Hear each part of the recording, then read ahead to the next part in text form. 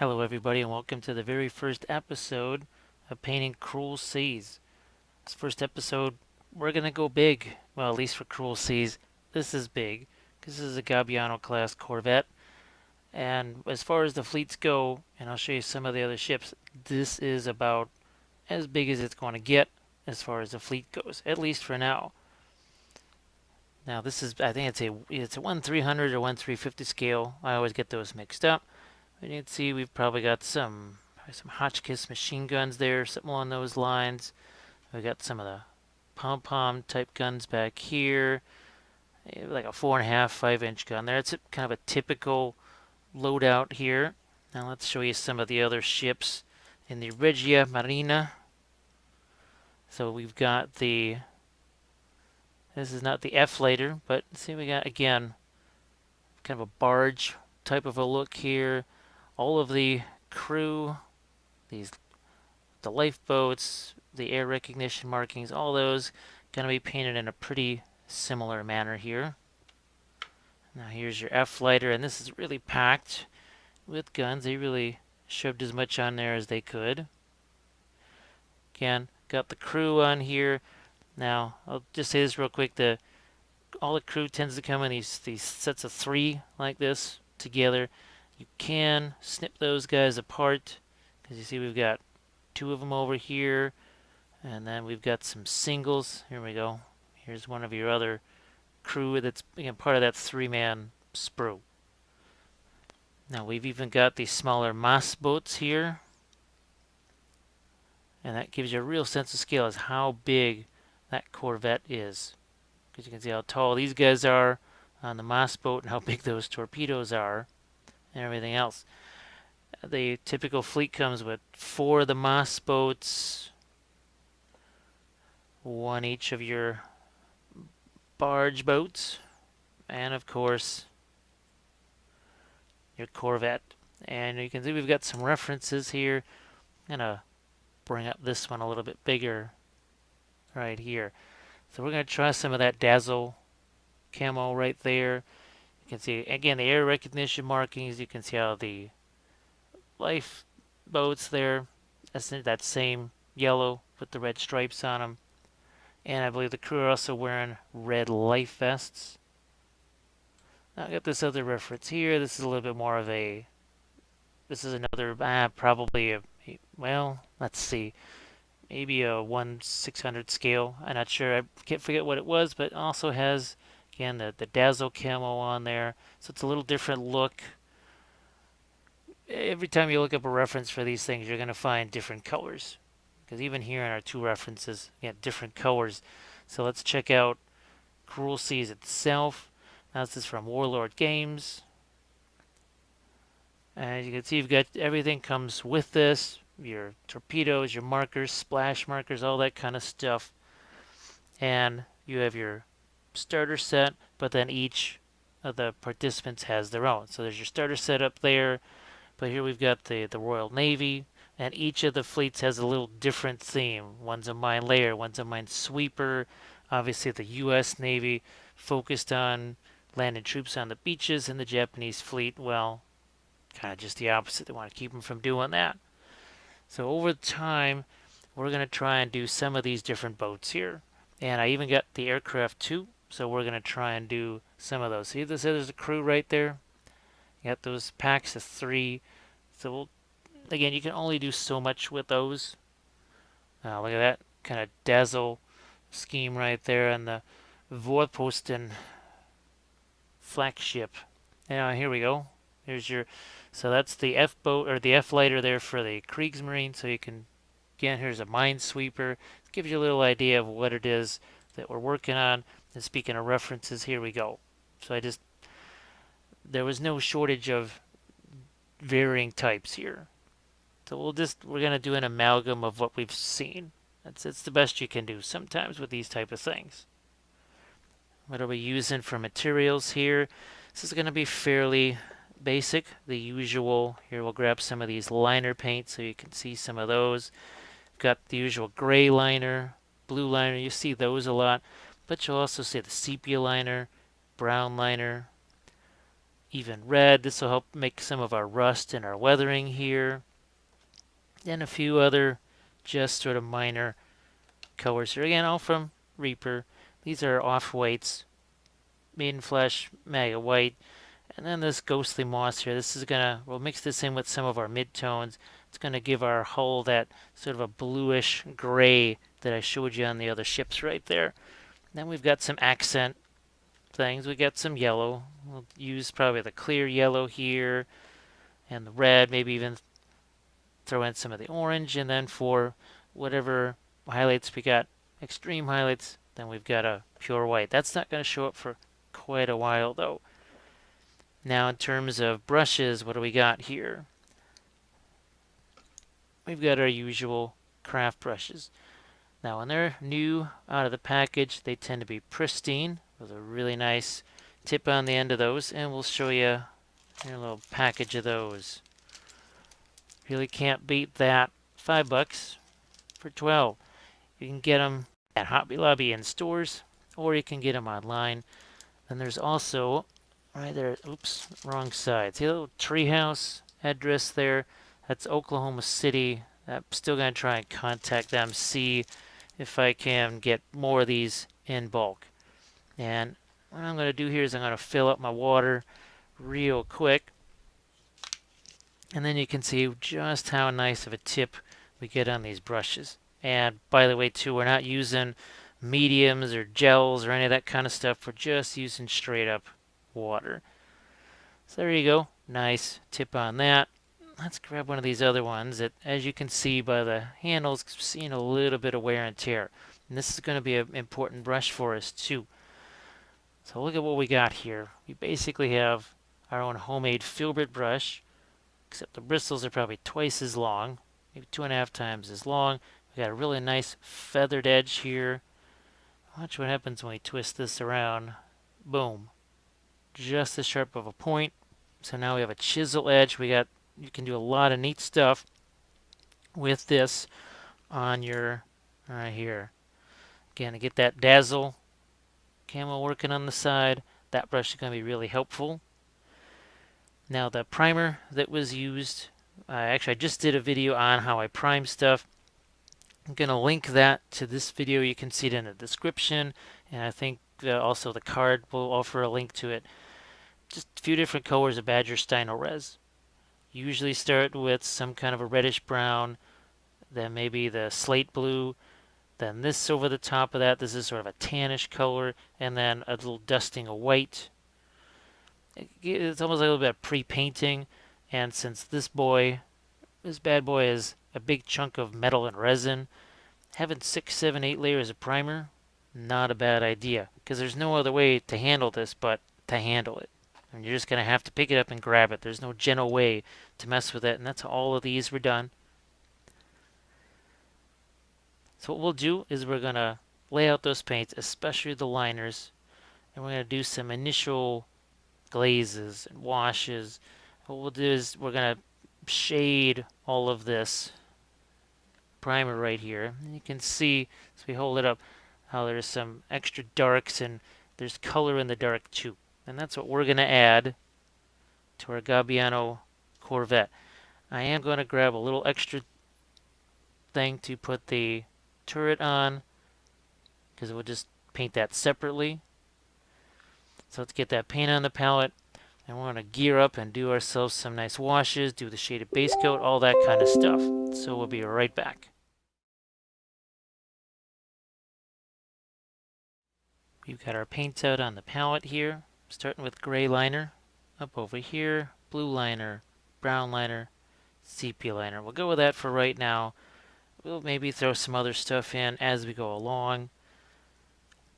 But we're not really interested in any kind of final colors here. All we're trying to do is get some darks in here. What it starts to do is reveal some of the textures here, some of the deck plating, that sort of thing. So what I'm going to do is get this off into a more safe area here, because this can get a little bit spattery. So what we have to do is we got to get ourselves plenty of glazes here and washes down into our little recesses and everything else. Now, yeah, I'm just using water here, but we're also going to be using these makeup sponges. They're real cheap. Get them on Amazon, just a couple of bucks for 100 of them. I've also cut them into different pieces. And so what it does is actually get you more sponges, but it makes it easier to get into some of those nooks and crannies. And these ships got a lot of nooks and crannies. This makes it a little bit easier at this early stage here. So I'm just going to throw out some water here on each one of these. Get these suckers going. Here, let's get a little more. It doesn't have to be super watery. Okay, it's in fact when we're wiping these things away, we almost don't even have to use that much water. But what we're going to do is vary our glazes from one to the next. I'm not even washing the brush in between here. Not even washing the brush in between these, and we'll just get this thing started. Now this is a little bit more complex than the other boats. There's just more stuff going on, so we got to start somewhere. We're going to start here. And like I said, the biggest priority here is just to get ourselves a start. But I do vary the color every so often. I grab some of the blue liner. Every so often I grab some of the brown liner. But I think you can see I try to find myself some natural stopping points here. Just stopping where I think it's the gunnel here meets the hull of the ship, so the deck here, right at the end of that. We'll just stop right there. We'll get into here, and actually I will grab even some more brown liner because this is where our air recognition markings are going to be. I do tend to call this my barbershop navy because, well, cross those red stripes just kind of remind me of the whole barbershop thing. So what we're going to do, we're going to take one of our sponges. What we'll do is, see, we're gently removing some of the paint, not all of it. That's why I like these sponges, because they're nice and gentle.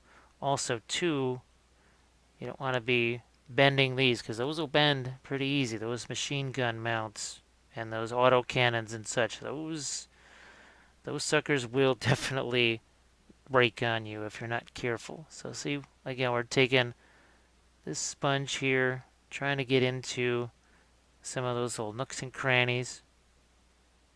Just wipe some of it away. There are also smaller makeup sponges here, a couple different types. So this is more for lipstick, say. You can use that. There's also some eyeliner makeup brushes. I'm not sure if I really have too many of those. Yeah, I got a few left here. Let's grab some. They could be handy on this. I like these a lot. That's why there's really not that many of them. So there we go. Throw some of these out. See how it's getting down in there. Take some of that away. And then let's go right here. So we're going to be painting over this, but what it does, you can see it's starting to give us a little bit of shading here. It's a pre-shading. Now the bridge, that's going to be tricky. We're just going to blast right in here. This is actually going to be a little more on the watery side because, yeah, reaching in with any of those sponges into here, who knows what may come off attached to the sponge. So we won't get too adventurous here on the bridge. Now, one of the things that is about the Italian Navy, they just didn't do the radar thing. And that meant, it's one of the reasons why they tried to just throw a bunch of guns on their boats, because you just hope that, well, maybe if you can't outrun them, or if you can't outsee them, maybe you can outgun them. So that's sort of a feature. Obviously, they try to make the fleets have a little different flavor to them, because you don't want to just be same versus the same. That's really not going to be terribly entertaining. We're even going to throw a little bit of sepia liner in here. Just like I said, I'm looking for variety at this stage. Now the ships, the There's no actual instructions on how to put them together, so you really, I would suggest saving the box that your ships come in, because you'll need that. That's for sure.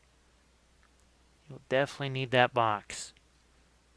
And also doing the research for obviously the color scheme was helpful, but it was kind of a lifesaver too when it came to just putting the thing together. Again, not going to get too adventurous with this. We can paint that too. We can highlight that the regular way. We don't have to necessarily do it all in the remove paint style. That's why I did those other ships first, just to get a handle on what's involved with these guys. Now, when I go to paint some of the finer details, like the crew, we'll zoom this in for you. But right now, this thing's going to be moving around so much. So I dip in again, a little bit of sepia liner here. There's going to be so much action and motion going on with this. You don't want it zoomed in that tight, believe me. Now, like I said, we've got mid-tones to go yet. That'll be another important element to this. Gonna work our way around the torpedo tubes here. Just keep working this in. It all looks very, very dark at this point. And you say, well, why didn't you just prime it darker and leave it alone? Well, easier said than done. Without a whole bunch of masking, because as you put your lighter dusting over the top, it's bound to creep down into where you've got some of your darker stuff. So there's that element too. But I know for me, I'd rather spend less time masking and more time painting. So I don't do the masking thing. This is another thing you can do too. So I'm just removing some of this with the brush itself, just wiping it away on a paper towel. And I can remove some that way. This is how I used to do it before I found the makeup sponges. And even here, sometimes a little bit of a vertical motion. It's almost like you're starting to put some streaking on there. Here, let's get a new sponge. And we'll go right up that stack. Let's keep working our way aft here. We're worked our way past midships and right here on these, again, more of the anti-aircraft mounts.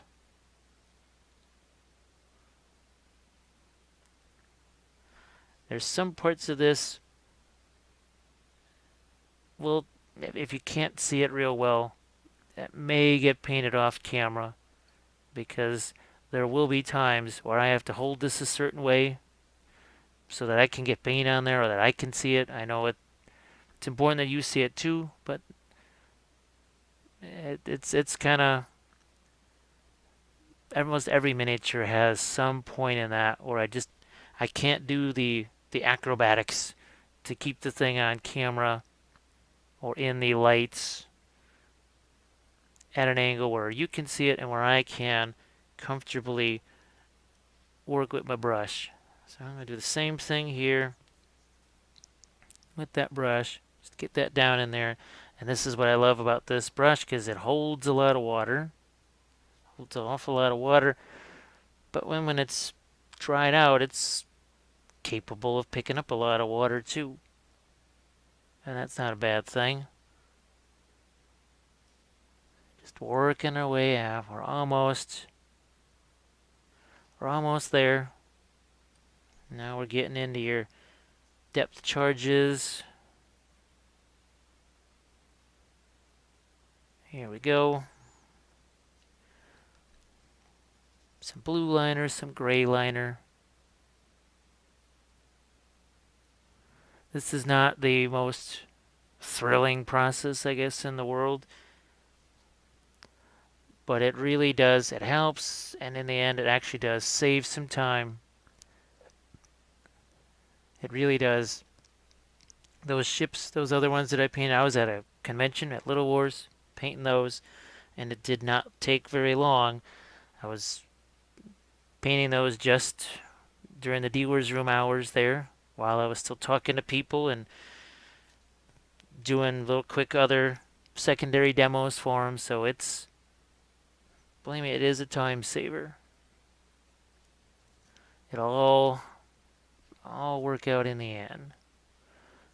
So we've got just the mast and now the hull.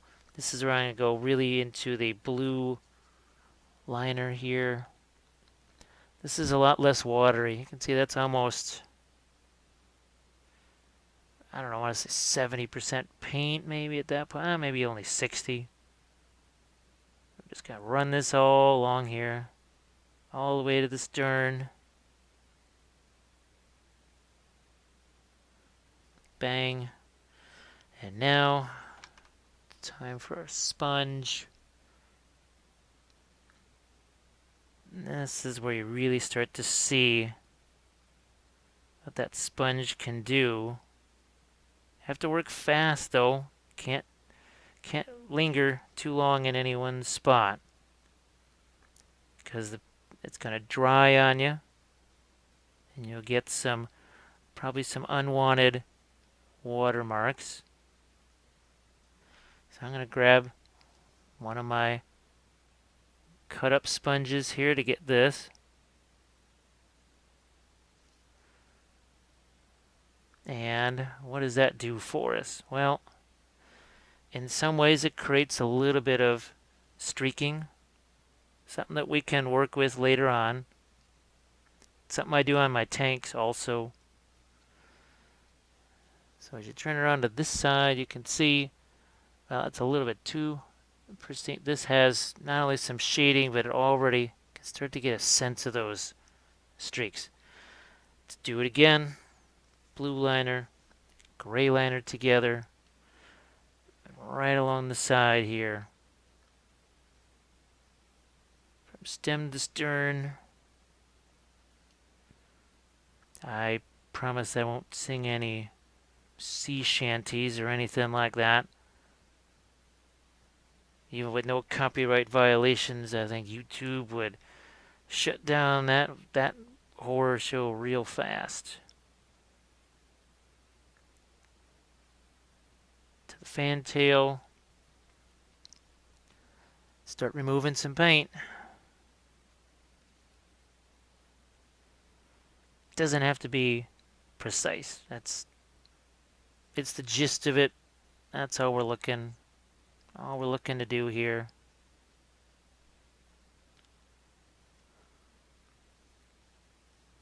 Straight down. See, the more you do it, see it starts to fade that out just a bit.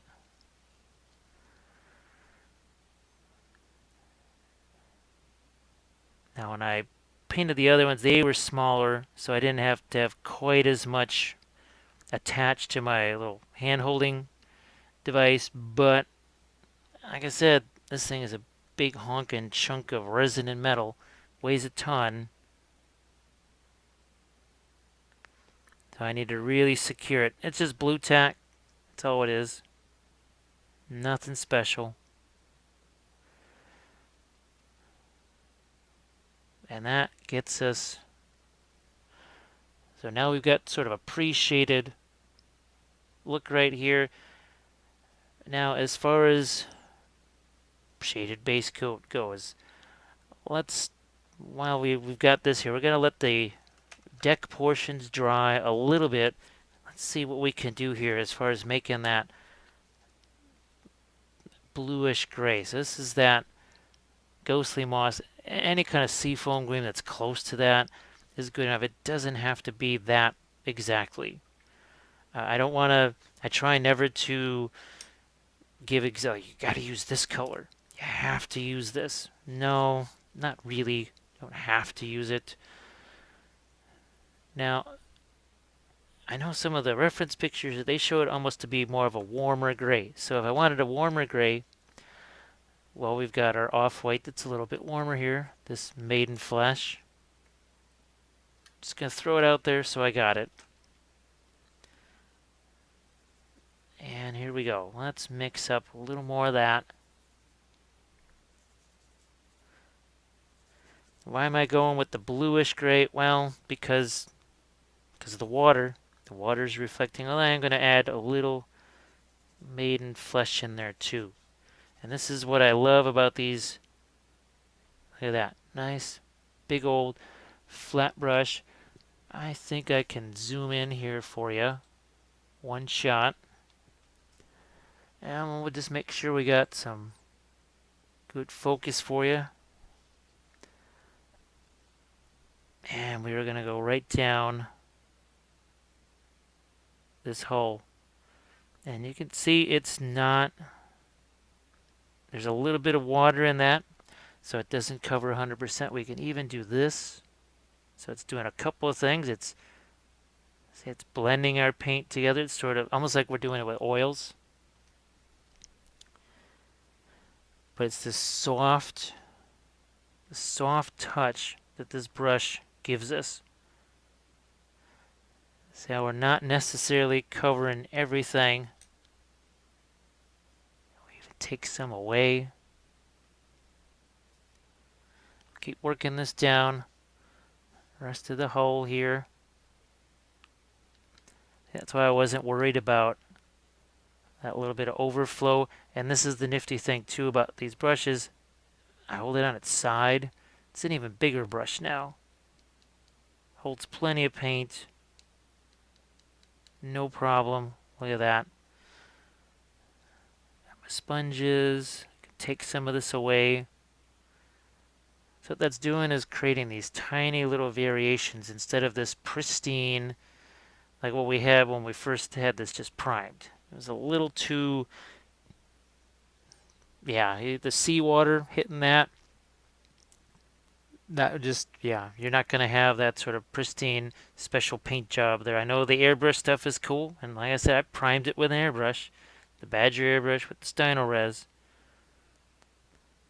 But now we've got to, you got to give it some variation. That's what we're doing.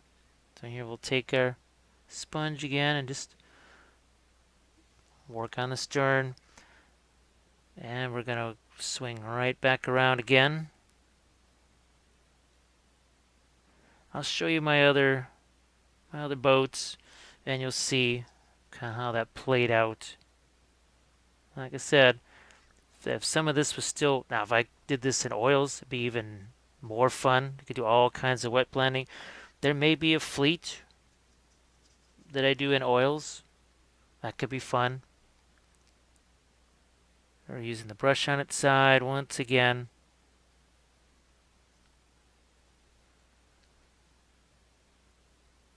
So it starts to look a little more solid, but there's also a little bit of streaking. So why wipe out this initial streaking here? Why not just work with it?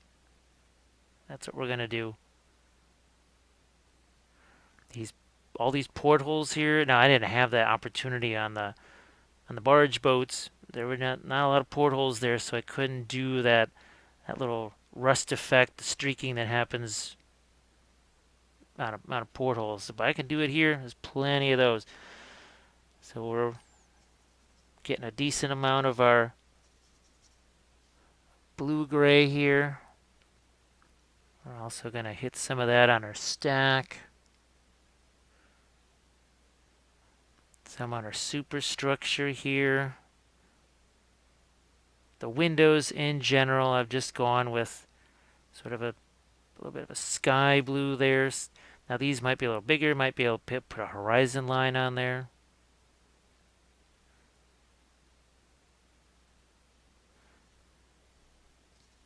Let's get some here on our,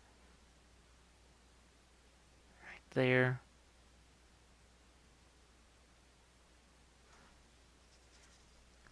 And this is not any kind of a final color, anything along those lines. Nothing like that. What I'm going to do is, as this settles for a second, I'm going to grab one of our other boats, and you can see just how much lighter that is. A lot lighter. So we've got, you can make this definitely a touch lighter. We're going to throw in a little bit of the Maiden Flesh, a little bit of water. Keep this flowing here. If you use Flow Improve or any of those type of things, that's fine. You do you. It's your ship. It's your brush. It's your paint. It's all about you. All about you.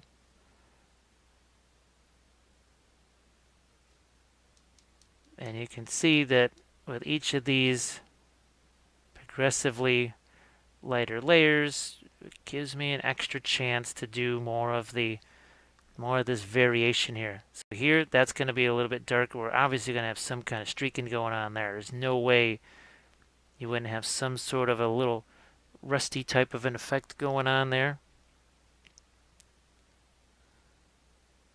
Let's keep going here. To the stern, back around.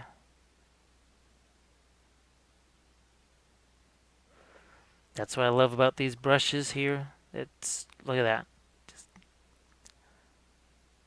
See how it's scumbling? That scumbling motion blends some of the paint together. Now I'm gonna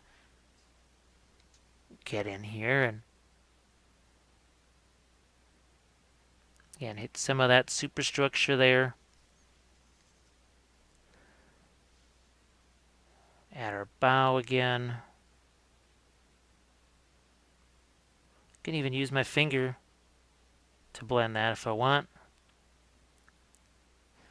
If I need to get something to make that paint flow a little bit better, there's some water.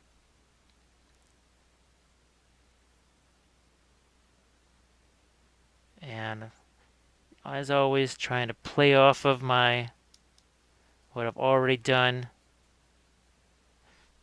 with that semi-streaking there. Up to our bridge.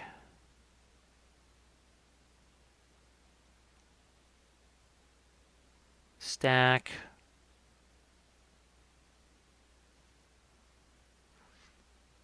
And we will definitely be going back into all of this stuff. And we still got crew to paint. So that's why I'm not worried about any kind of details on things like the superstructure, because there's all that crew to pick out. You got the guns. There's plenty other things to mess around with.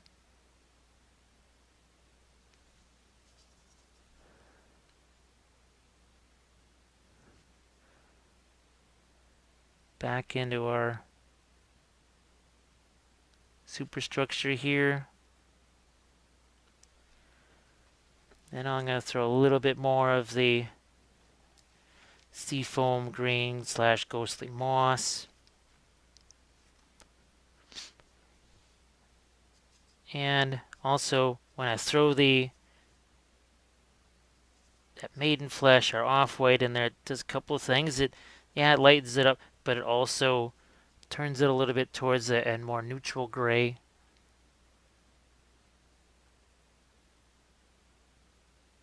Once again, going in here for our lighter gray. Sponge. And now we've got it sort of mixed, but yet there's still some irregularity there. Because I see a lot of course, a lot with vehicles, tanks and such, but then it's the same thing with these kind of ships. You have this massive desire for all the streaking and everything else, but it's like all this stuff is daintily painted, really neat, very nice. And then you've got to go in there and kind of mess it all up with the streaks later. Why not start out with the streaks? Kind of gives you a better indication of maybe where to put them in a more random way, so it doesn't look like, looked like they wanted to really show off streaking right here. Instead, it's the brush does some random things there. As well, you know what? I'm going to use that. The brushes maybe tell me right there should be some kind of just overall streaks.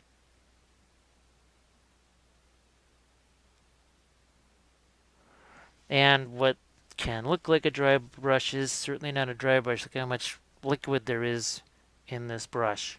Plenty of it. And see with that thin down. Look at this. And see where I'm holding the brush way back here. I'm not doing the death grip like this. How am I going to get nice, gentle streaks when I got a death grip on the brush? That's not going to work. Not really going to work.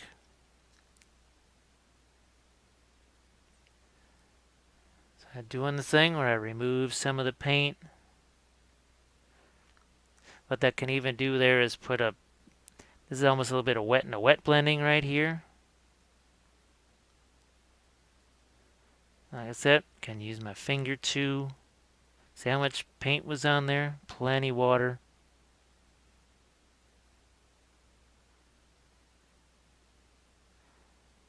And like so. Now if you wanted this to be a warmer gray, well, that's where the gray liner comes in, because it's, I don't want to call it a, well, it's a basically sort of a reddish gray.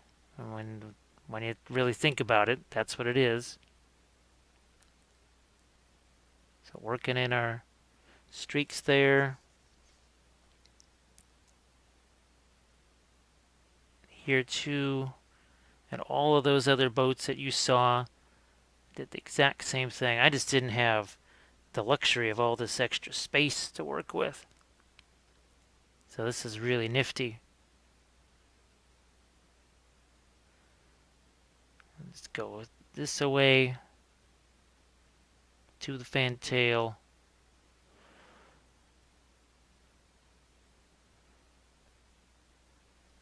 Now we probably,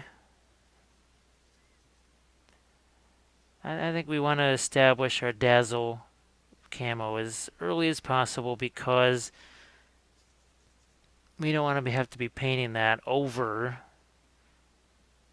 some of the boats and other things, because it's not just on the hull, it's going to carry up onto the superstructure too.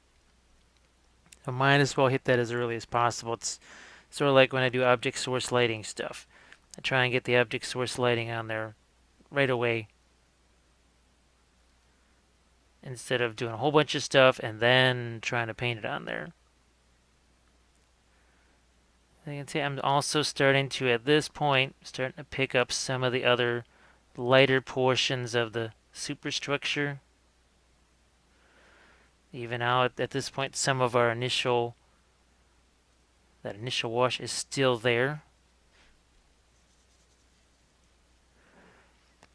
And for those not familiar with how I do these things, I try to keep all of the filming segments under, well, certainly under 45 minutes, but usually less than 40 is ideal. We're running at about 30 minutes, so we'll go another 10 here. Just keep working this in. Now I may lighten this a bit more. Here we get the superstructure a little lighter.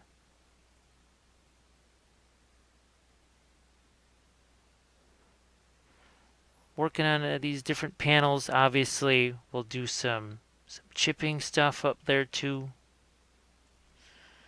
Now, if it is getting to be too cool, so I grabbed a little bit of that gray liner. That'll warm it up a bit.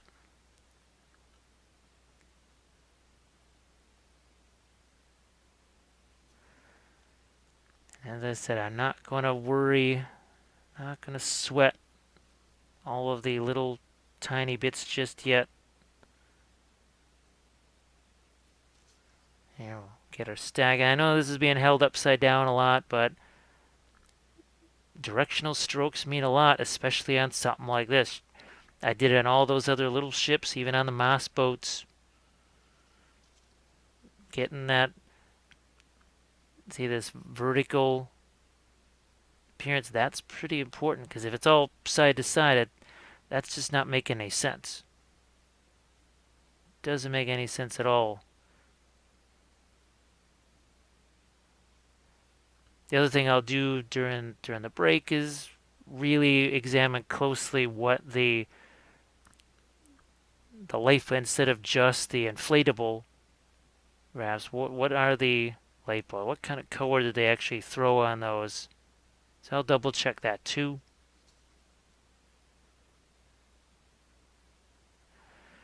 And also keep in mind that there will be additional glazes over the top of this stuff later on also. Because all we're trying to do is just sort of find our way through this particular chip. Once again, going a little bit brighter here. Look at how that's nice and big old wide brush that we can work with.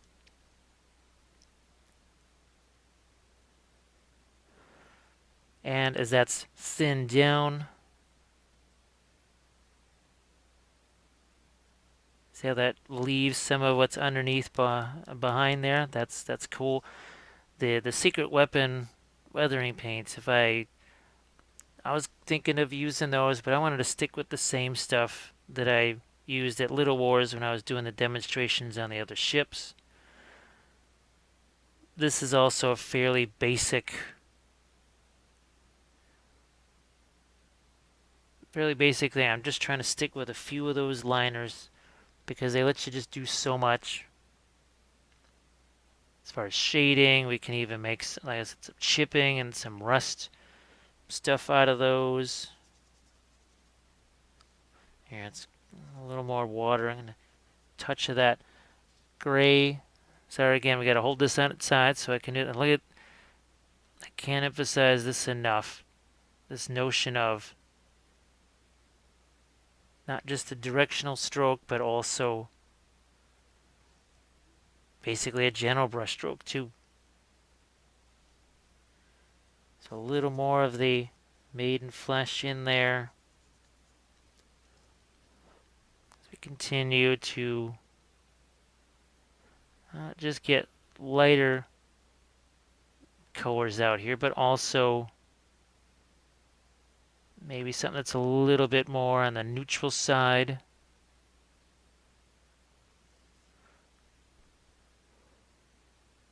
And we'll do again some more of our whole work here.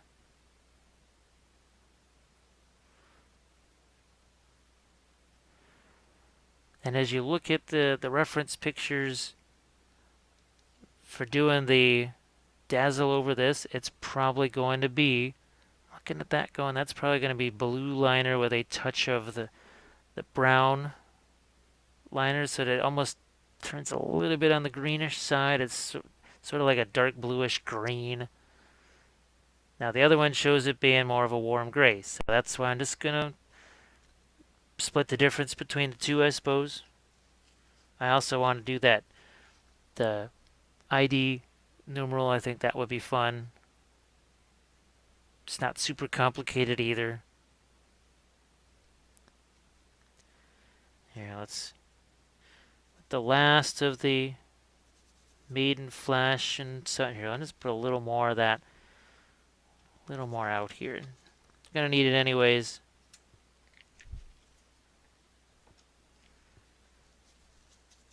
And yeah, we're gonna get some lighter colors here on the rest of the superstructure. But not to fear, we're gonna go back over this with some rust effects. We sort of start in the middle, work our way darker, and then work our way lighter again. And I know people ask me all the time, well, you paint vehicles differently than you do miniatures, right? I said, no, whether it's a tank, a monster, a person, whatever it is, it's a miniature. I'm going to paint them all the same. I'm not going to do all these different. Why would I do something different? It's a miniature. This just happens to be in the shape of a 1/300 scale Gabbiano Class Corvette. But why would I treat this any differently than, say, a miniature? That's something I've never quite understood. Why folks feel the need to see these as being that much different than just a regular figure.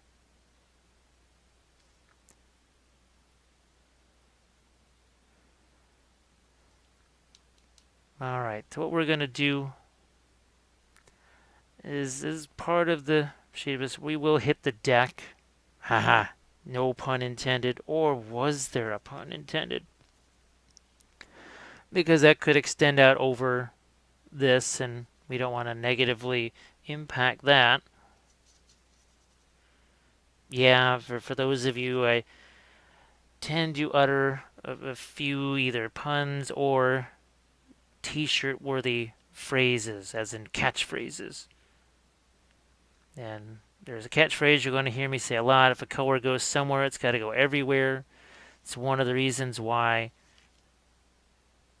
that seafoam blue is going everywhere, because, well, between the blue sky and the blue sea, well, you would have a lot of that that would essentially reflect that color. So here we're going again, the brush on its side. I'm just going to use my hand to do that. Like now, you can really start to see the change in this. So we're trying to give this a little more depth here than just that flat color.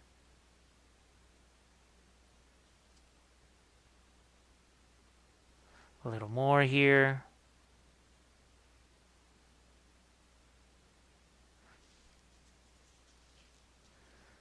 This is, you can see how this is not, we're not worried about any kind of final details yet. I'm just sort of brushing over the guns just to, it's almost a little bit of a marker to say, okay, don't forget those guns are there. I got our capstan here and some ropes, but remember all that stuff is going to get our air recognition markings there. So we'll do that in a special segment too. Might even do that actually during, depending on how it works, maybe we'll do that during our dazzle camo. Let's move this back down again. Some nice streaking down there for you again. Trying to be aware that actually should, well, it gets dark, but it also gets reflected light from the water. I've seen the undersides of bows be very, very light because of that. I remember how this really looked so blue before. It looks a little less blue because what have we been adding a lot of? A lot of that maiden flesh, that essentially are off-white red.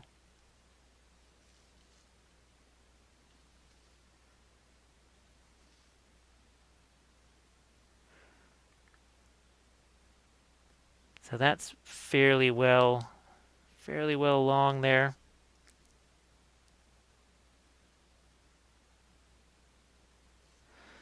So what we are going to do now is get some new paints out on the palette here. Restore the ones we already got out there, because probably some of those are running on the lower side.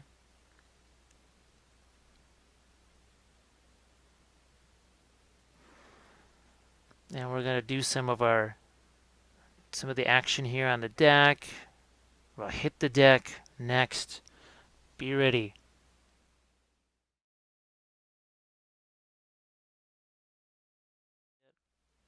So what we'll do is we're actually going to mix a little bit of sepia liner in with this blue.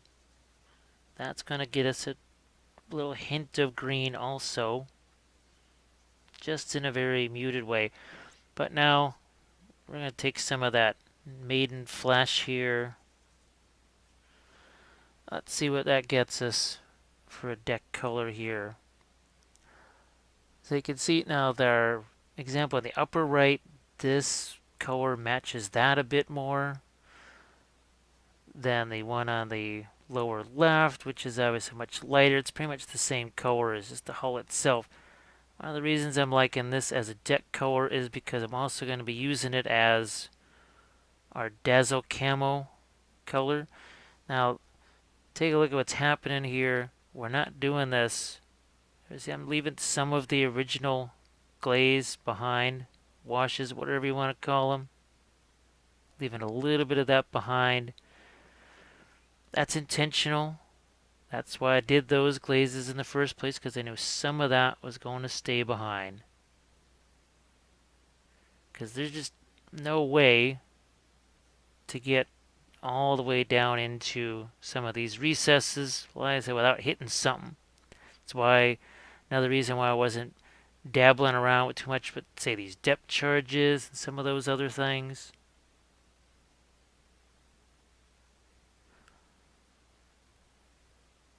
Now the lifeboats, it looks like they're painted almost sort of a white, so we'll do that when we're doing the crew, because their uniforms, at least from what I could see, and everything that I researched, the uniforms were white, and they have, looks like either reddish orange or red life vests. Researched the heck out of it, and there was not a lot of data revealed. We'll put it that way. It was hard. It was hard going there finding some precise info on that. So now that I've got that stuff out there, I'm gonna go back, get me some more of this maiden flesh, and we'll mix that in there, and we'll get some lighter colors for the deck in some places here. Here's some of our blue-green mix, and now again we got that filbert brush extended out, and look what we can do. There's gonna, I don't know how much rust I want to do around the different tie-ins and that sort of thing. We'll see, because that's something that would probably be taken care of, maintaining a little more than, say, sides of the ship where you've got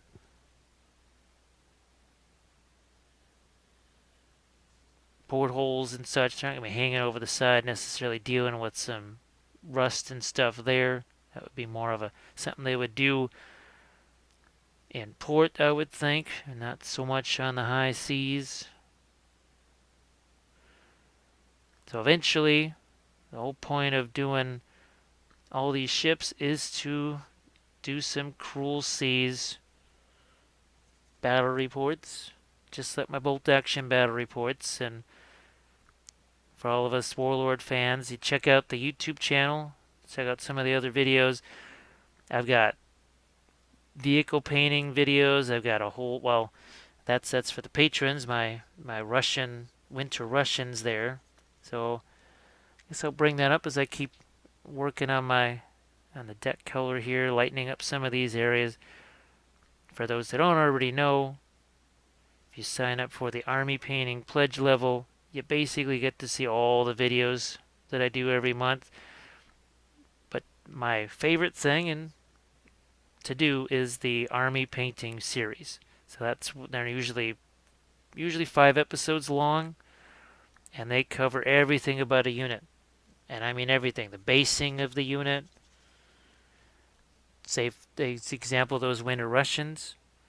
I did urban winter bases. And actually I did that entire unit in oils. So I did the snow, the crushed glass, all that sort of stuff. I really had a lot of fun, but all of the Army painting things, they all start with basing, and in effect they end with basing, because we put the miniatures on the bases, and in some cases they get snow. Sometimes they're getting weathering powders, leaves, flowers, grass. You never know. Sometimes if it's more of a sci-fi or fantasy type thing, they might get some object source, some kind of glowing stuff. I have already 2 Lord of the Rings series. A third one's on the way. So I did my Easterlings. I did another 4th series for Lord of the Rings, because I got Easterlings, Army of the Dead, Morgul Knights, and the next one's going to be Rohan. So that'll be fun. But if you sign up for that pledge, you get all this. You get the basing videos, the regular tutorials, all the one-off stuff. Sometimes a video will just take you through how to do blood effects, something how to paint horses. I've got a few painting vehicles. I got painting the Char-B. I even have a video that shows how I painted my own scratch-built objective markers, as in ruined Panzer 1s and 2s. Because I wasn't about to take a $30 resin and metal vehicle and bust it up. So we're going to call that adequate enough there for the deck. Now I need to take some of this maiden flesh, even with a touch of that sepia liner. And all I'm going to do is start to indicate now where my recognition stripes are going to be. And what I'm going to do is orientate this in the same direction as my lower left hand reference there. I'm just going to use the splash guard there as a reference point. This is not a final thing by any means. I'm essentially sketching this. I could wipe that away right there because it's too steep of an angle. So we're going to go more this way. And I'm going to go like so with our next white stripe, and we'll go lighter with this eventually, but for right now all I want to do is just indicate where it's supposed to be, because I'm going to be doing some weathering stuff over the top of this, and that's what'll get it sink down like here. It doesn't matter if I'm painting over the rope. We'll paint the rope later, but right now all I'm interested in is dealing with this stripe. Because I can clean this up by doing red over the top of it. See how faded that is? Why? Because this is just, I'm sketching it in. That's all I'm doing. I can even take a little more of the maiden flesh if I'm starting to feel a little bit more locked in where I want to go. And believe me, this will get even lighter when the white hits this. Because this is barely a mid-tone right now.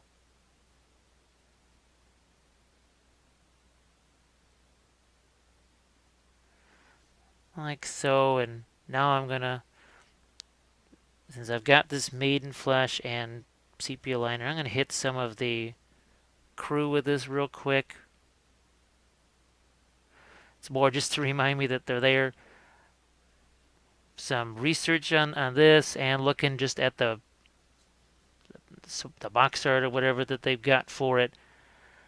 It would seem that a lot of the gunners are actually wearing helmets, and the helmets seem to be on the darker side, which is fine.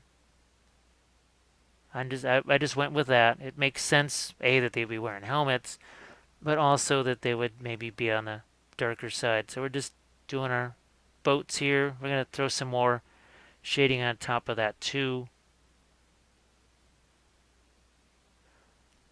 So none of this is any kind of a final color, but now the crew, they're very dark, and I can't see them, so I'm going to just throw some little bit of lights on them just to indicate they're there. Who knows, no, I'm not going to get into that. I was thinking of throwing out maybe some of the red, some of the yellow, and hitting things like the life rest. I'm just going to hit them with a little bit of a lighter color there. Just again, an indication that they're there.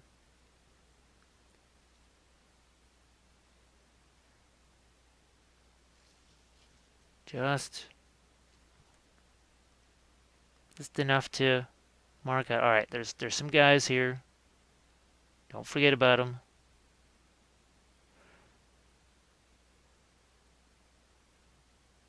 So that's that. Won't get too much more into that. What I am going to try and get into now is our dazzle camo. Let's get this blue liner back out here. Some brown liner.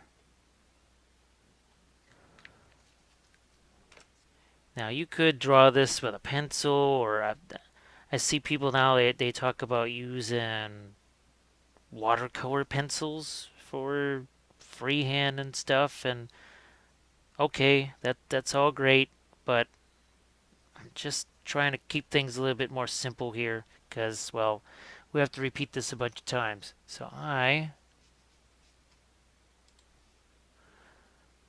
going to try and mark out some things here. So obviously the one on the upper right, it's not only a different color, there's a lot less of it. What I'm going to do first is here on the stern, throw in some of that, get my angle here. That's it, and then we've got ourselves a just forward. The depth charge launchers.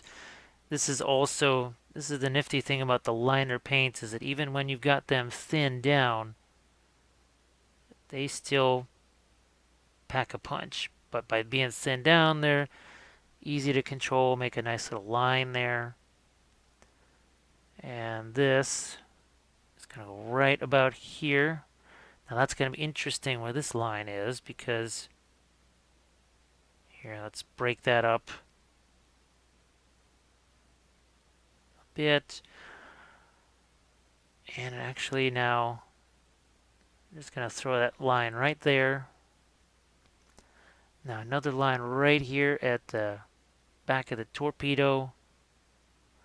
So the whole deal with the dazzle wasn't to disguise the ship, like hide it against the coast. Well, sometimes they did try to hide ships against the coastline, but it was more, the idea was to break up the ship's profile, maybe even get you to think it's heading in a different direction, potentially even get you to think it's a different type of ship. So instead of a battleship, maybe it's only a light cruiser. German camo was definitely along that line. When you look at it, you say, oh my gosh, yes, they basically painted a cruiser on the side of a capital ship. And that was the idea. And sometimes it worked. Sometimes just misfortune. Let's say you're backlit by the sun or whatever, or there's cloud cover and you are now like in the sunny part of it, so you're backlit. Jutland was a big deal that way. I think at one point each side was backlit, and the gunnery improved massively during those times when one side or the other was backlit. And I'm just going to carry this down. Again, we got to break up this profile here. Not doing it on the lifeboat. Then we've got to go this way and then sharply down like that.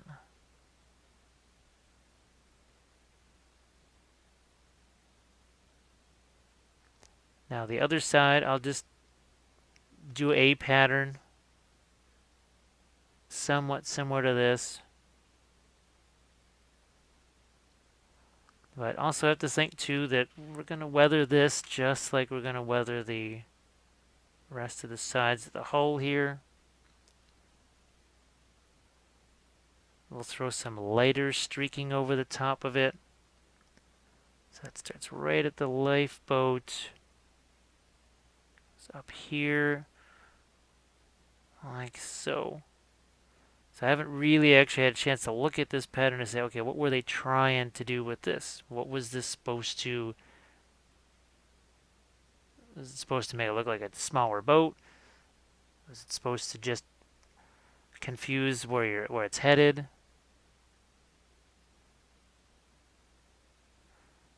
And if you look at some of my vehicles, you look on the blog, which has just been scrolling across the screen there. I got oh my gosh, hundreds of bolt action posts, vehicles, all my different armies, lots of terrain, lots of terrain. It's gonna go all the way up to your anchor here. Like so, and then here.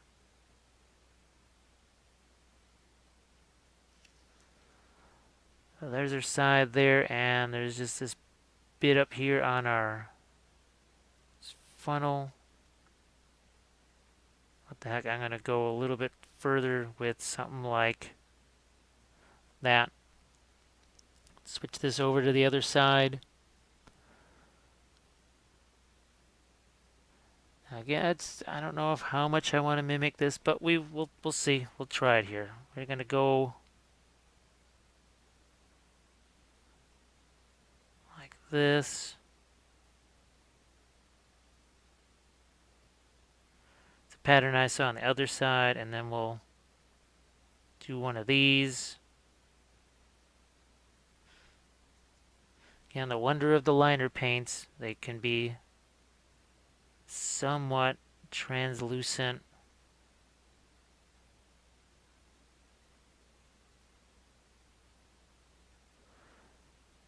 And I'm gonna, just like here where we've got these angles, we're gonna do another angle right down to here.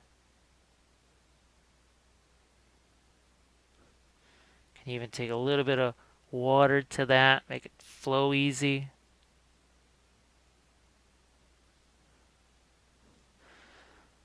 Alright, now we gotta go in the opposite direction here.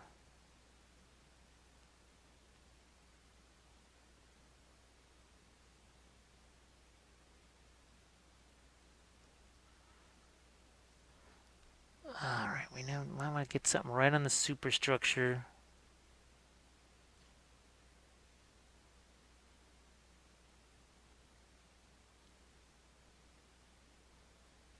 And then maybe something that just stops here.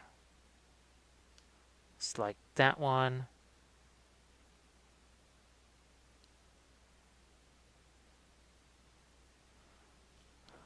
And this one will continue that up onto the stack.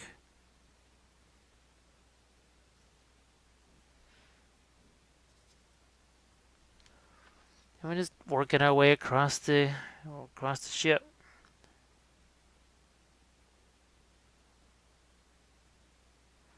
Thinking about what sort of shapes do we do on this side.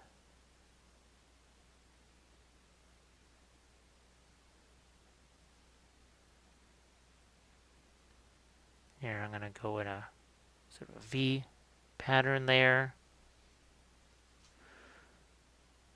Going to do one of similar thing to what we did on the other side in a relatively similar area.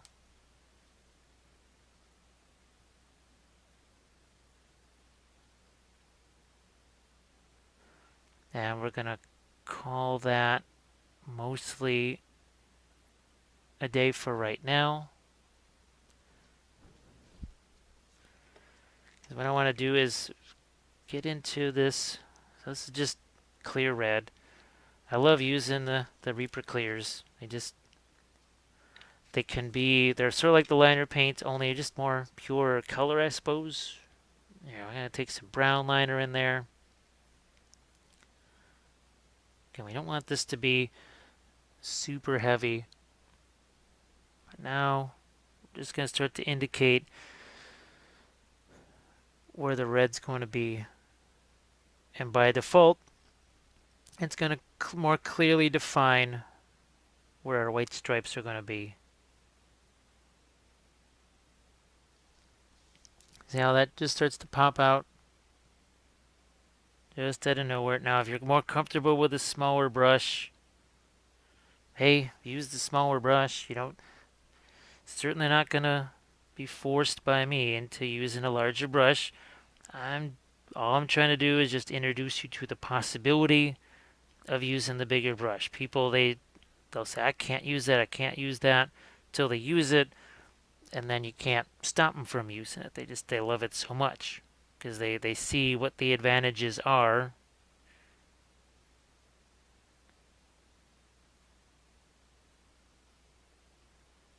See what we got going here. Doesn't take, it's not super complicated to do stuff that looks that way. You sort of think about it, you plan, you approach it in a kind of a calm, rational way, and all of a sudden, next thing you know, you did something that really looks difficult, but it actually wasn't so horrendously difficult.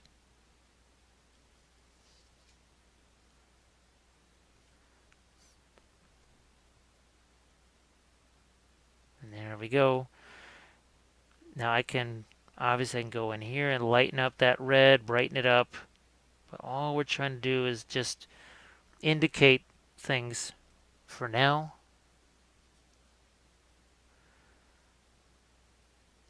I can even, while I've got that red, start to indicate a few life jackets on a few of these guys here. Now some are clearly officers. It's real obvious to do that. Yeah, I think I'm just going to go through here and hit some of these guys with some life jacket. All the gunners really seem to have the life jackets. We're just going to do that right now. Might as well do the messy stuff at this point,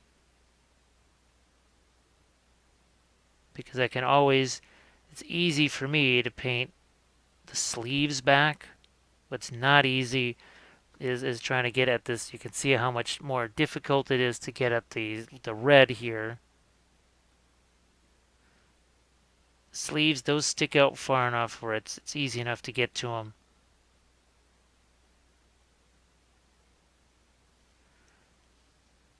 Got one of our bridge crew here. Some of our gunners here. Just get them. Like I said, when it comes time to really paint those guys, we'll zoom in closer. For now, it's still down and dirty.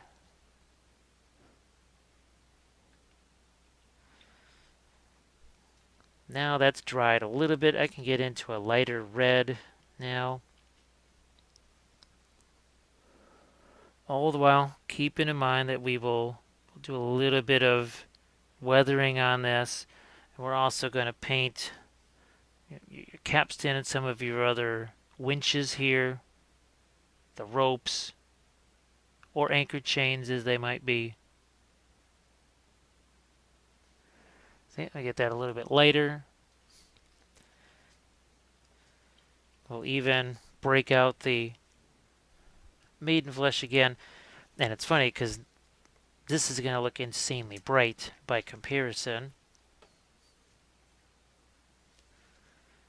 But it's really not going to be. Once again, I'm going to grab just enough of that sepia. Just enough of that.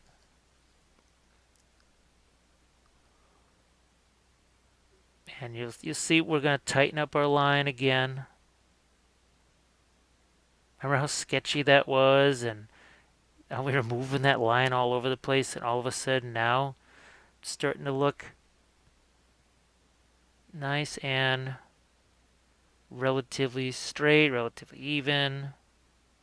Once again, doing that soft, feathered brush stroke here.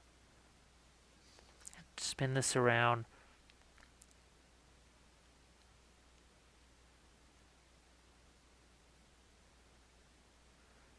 So when we go to weather this, we'll throw a few glazes over the top.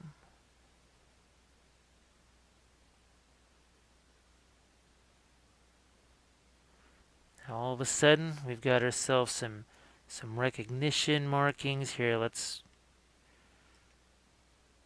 start to whiten up these boats a bit, including some of our crew.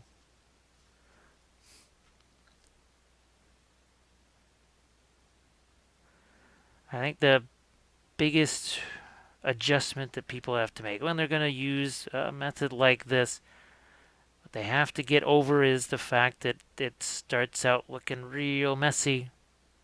I mean, it looked like an unholy mess when we first started out. And it didn't take long before, well, gee, there's dazzle on there. You're even starting to get some of the crew going. We've got air recognition markings. It doesn't have to take a long time to get really nice, favorable results. Just doesn't have to be that painful. So at this point, what we'll do is we're going to get out some yellow, some orange, hit these lifeboat things, and start to maybe mix up some skin tones to put on some of our crew. We'll zoom in for that aspect right there. I'm just gonna let some of the dazzle dry. Then we'll go back in with some streaking over the top of that and make it settle down like it's more part of the ship and everything. Obviously, the final thing we're gonna do is weathering. So we'll be right back in just a second.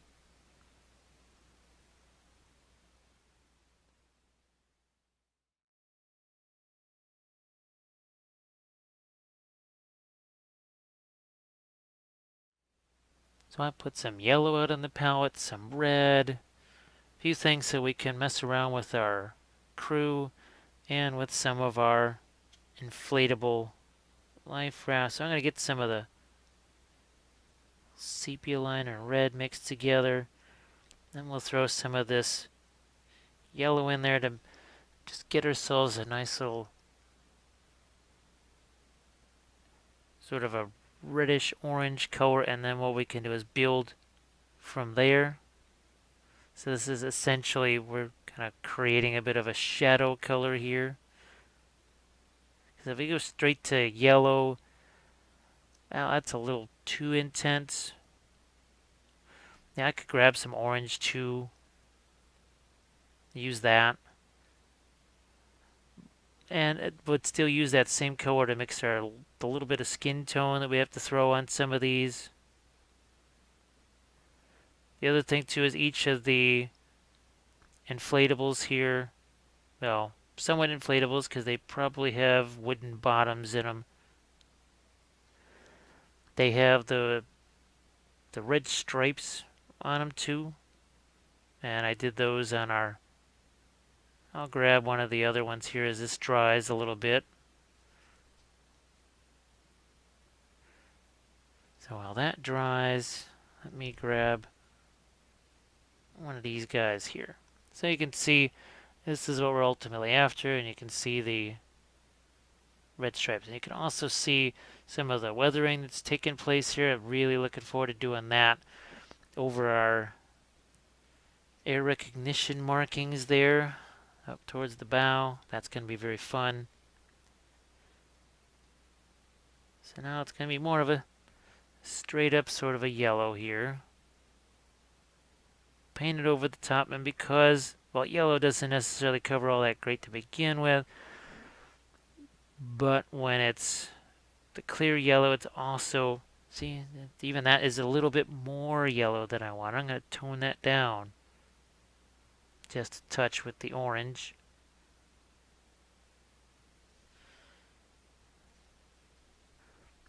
And we'll just work our way around these half a dozen life rafts here. The interiors, it's interesting because every other picture I look at shows a different thing for the interiors of these. Some just look more like wood, and my reference pictures here, you know, I'm getting two very different renditions of these. Now, when you first look at it, you just say, okay, yeah, yellow life rafts, no big deal. And when you look at them closer, you see that the red stripes are different. So much stuff about them is actually really different. So those are the choices you're going to have to make. For me, I basically am trying to match all of my grays together here. That's why they have a little bit more of the bluish gray tone to them. Alright, so I'm going to give that kind of a kick of yellow. Not everywhere. See, just a few spots there. Look at how much difference even just something like this makes. And this is something I talk about in all those army painting videos all the time. You don't necessarily have to paint everything 100% to be able to play with it. And something like this would be more than adequate for just thrown out for a game, I'm sure. Now you can go beyond this. I'm going to, obviously. But what's to say you just don't? You take it to you play your game, and then you start painting it again. What's to prevent you from doing that? Absolutely nothing. So essentially at each stage when I do the army painting tutorials, I say, okay, look, at the end of this episode, we have something that's essentially playable here.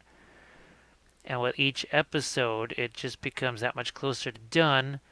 But each time the episode's over, you got something you can throw out on the table, and it looks certainly a whole lot better than gray plastic or just primed black stuff.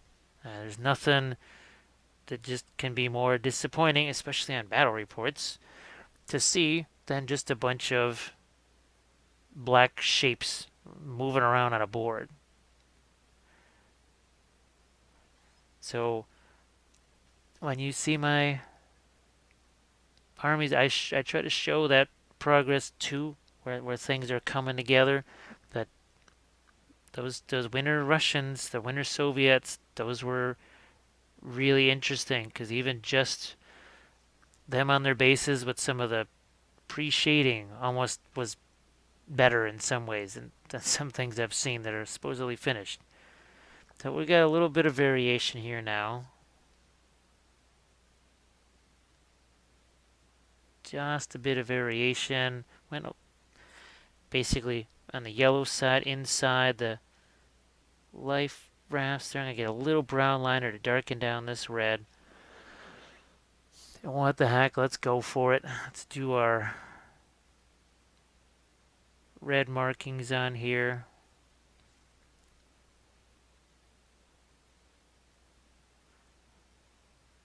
Certainly it doesn't take a whole bunch.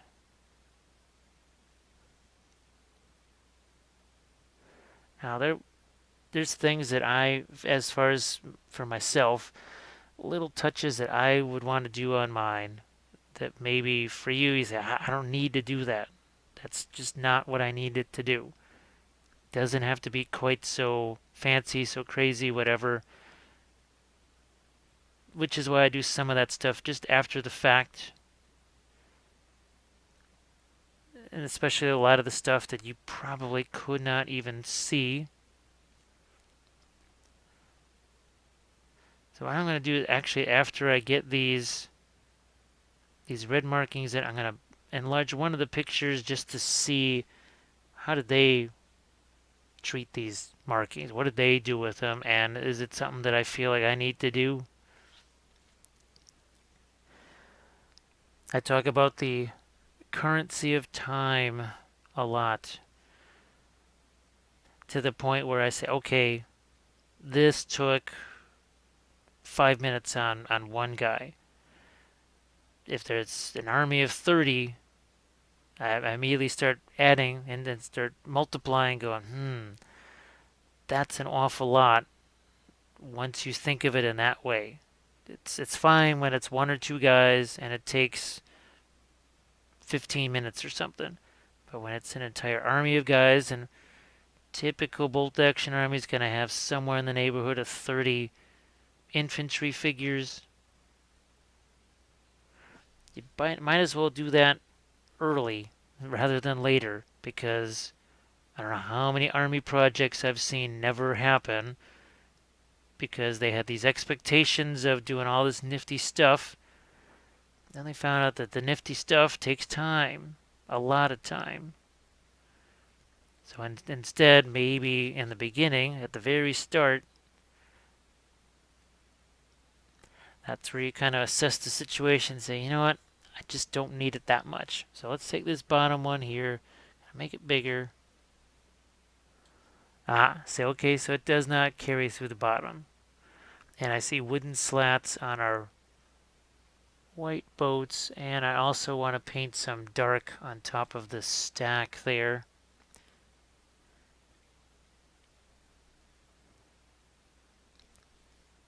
There's my sepia liner that I'll use to just paint some of the seats here in the lifeboats real quick. It's one of the reasons why I maintain using the bigger brushes like this, is it keeps me from getting too wrapped up in details too soon. Keeps me more disciplined. So what we'll do is we'll take our maiden flesh here. Oh look, we're going to mix it with some of our orange that we created. And now we've got a bit of a skin tone here. Let's see how close we are. Not too shabby, eh? Look at that. So we just went from lifeboat color to just throw a little bit of color on faces and hands. Here, let's zoom in. I'll get back to my controls here and do a couple of zoom ins here. We'll do some focus for you. And this is a pretty dark flesh tone here, so we can also go darker than this, or lighter than this. Sorry, why am I saying darker? And then we can go lighter than that and get ourselves some shading. Now, this is 1/300 scale. Does it make sense to try and paint faces on these guys? Now, if you're doing this for a competition, maybe you go nuts and do something like that, which would be really neat. But then you've got to get into the thought process of, is anybody going to see that? Will anybody actually be able to? Because I did a bolt action tournament where someone looked and said, oh, you know, I didn't really realize at first, but you painted eyes on your guys. And I'm talking about 28 millimeter figures. And I'm thinking, yeah, there's eyes, there's splinter camo, there's the whole thing, and there's the whole 9 yards on those guys. I did it all. How in the heck could you not see it? Everybody else in the room did. So that's another thing that can happen too. Is sometimes you get a little bit disappointed because you did all this stuff and it was not seen. So these are our gunners. We didn't really do too much different on the turret here than we did everywhere else on the hull.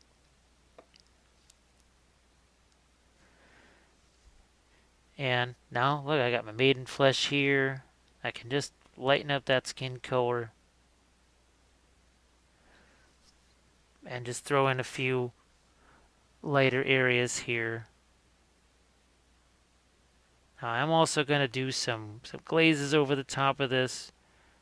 Like I said, the crew, it's going to be hard for you to see necessarily what's happening there, so that's why we're kind of focusing in other areas.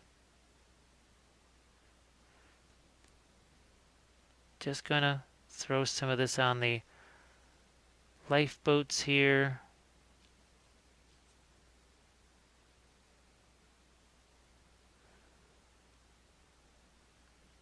We'll even just a few lighter spots there.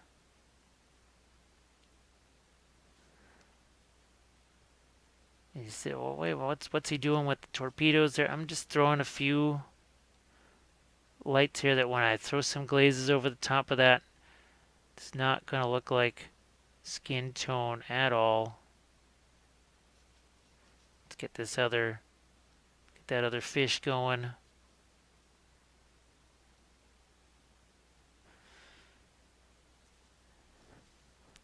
Some of the depth charges back here. Like I said, I can go back and forth. I can throw some of these lights on there, and then maybe take something like the brown liner, go over the top of that, maybe blue liner, whatever. But slowly but surely, things start to emerge. I'm gonna hit this because again, we're gonna be doing a little darker glaze over that.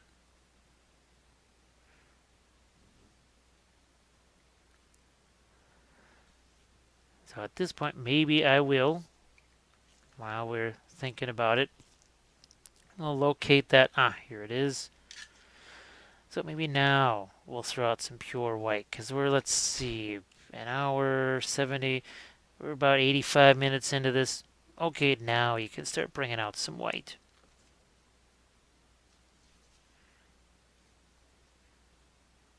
What's that for? It's for a couple places. It's for the crew.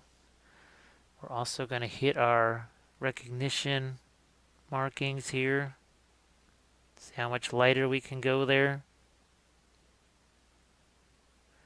But even at this point, I'm not making that 100% white.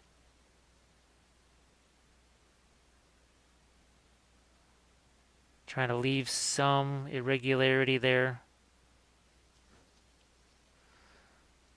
See how that changes the whole? It becomes almost like a cooler white. It's not as warm anymore. Well, we're replacing the warmer maiden flesh with a more, well, sort of a chalky, cooler white.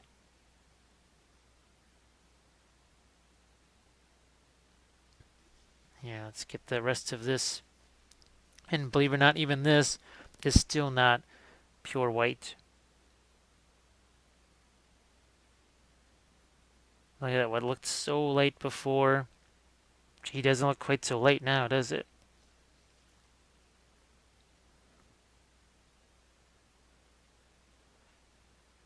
And I'm going to check and see if I still got some of my red, because I want to lighten up my red too. But we're going to do that after. What are we going to do? We're going to hit some of our crew. We're going to hit our flag. Signal light here. So let's hit some of our crew.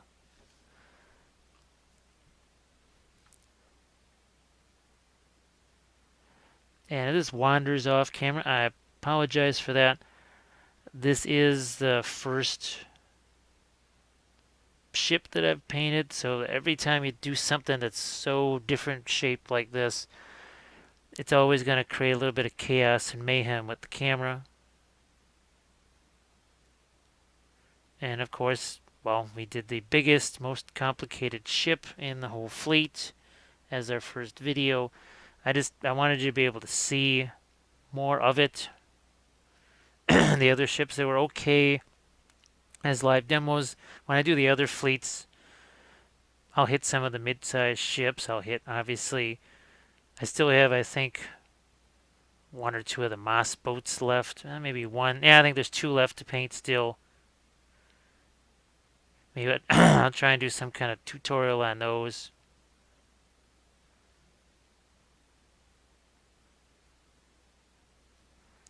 I can even start to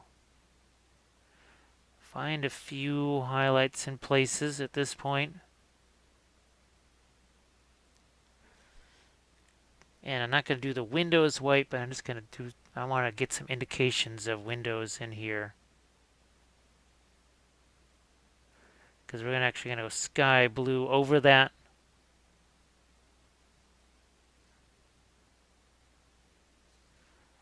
Alright, because these are the only windows on the bridge here.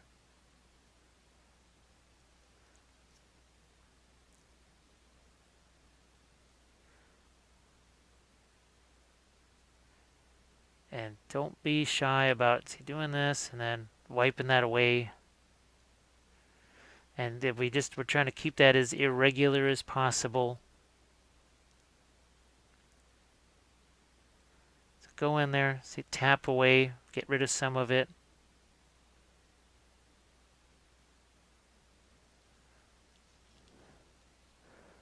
On this side of the funnel there. Once again, it's just a little touch of something to indicate what's there.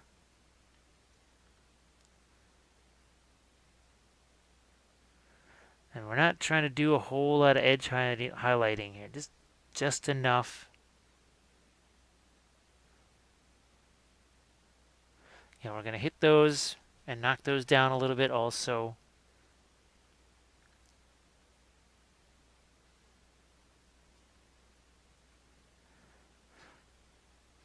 And these, now you highlight this as much or as little as you want.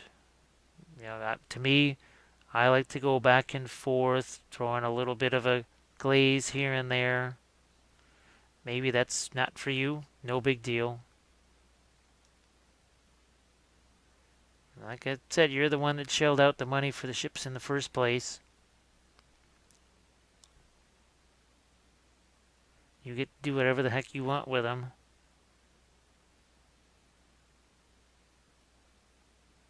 Just trying to work my way down into here. Now, actually, believe it or not, I think this is one of the first things that I assembled. So I hadn't really learned that whole trick of splitting up these three guys here yet.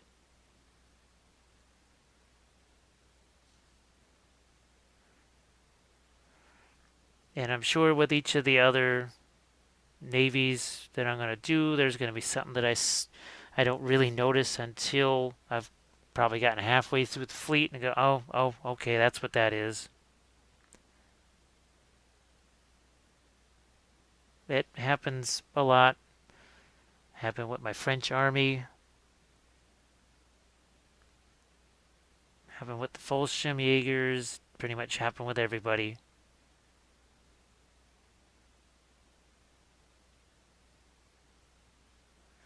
Alright, while I'm thinking about it, I'm going to just throw out a little bit of the red once again.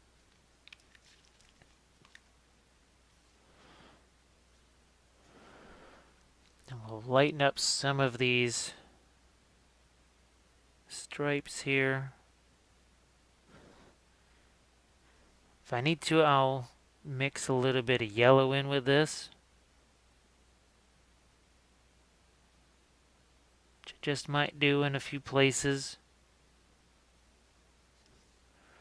Also thinking about some of the life jackets on these guys here that need to be brightened up a bit.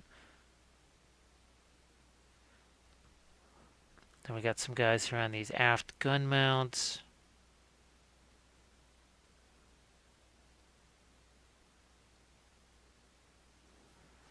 And there'll be some helmets. I'm pretty much going to use mostly blue liner for making those darker helmets.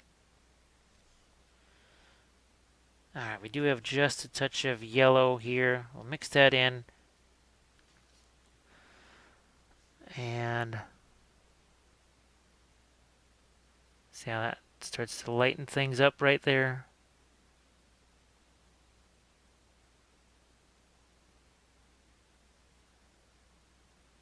Just like so. Now, why am I also getting back into the red? Well, there's one other bit of thing I wanted to try too, was doing the numeral on the side of the bow. See if we can do that.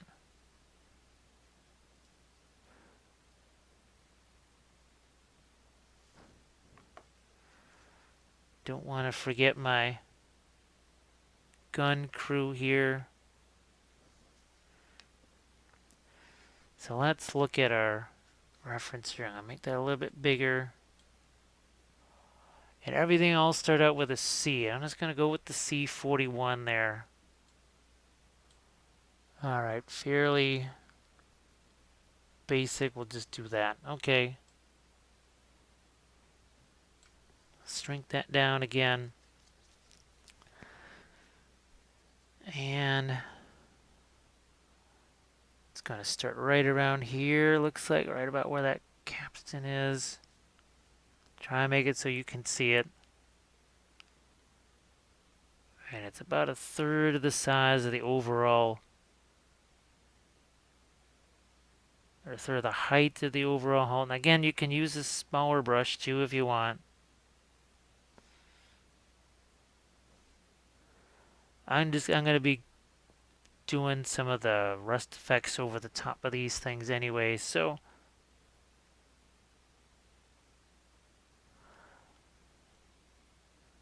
and there's our 4,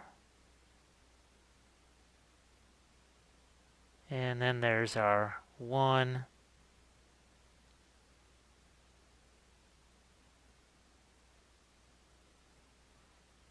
Like I said, I can clean this up later on, or let's say you could just do some streaks over the top of that. Now you don't see it quite as much.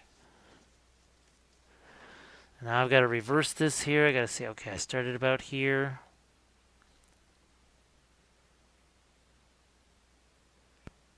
Like I said, you could, I don't know, you could even maybe buy transfer sheets. It seems like more companies, well, there's probably a scale model company that sells 1/300th or whatever decal sheets, so that could work too.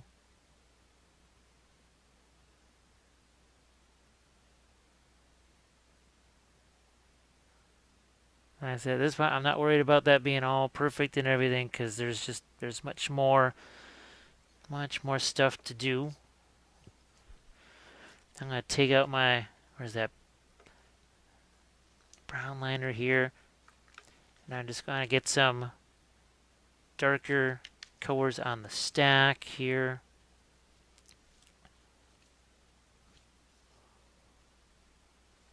Get that on screen for you. It seemed to run to about there, at least in the one reference picture that I see.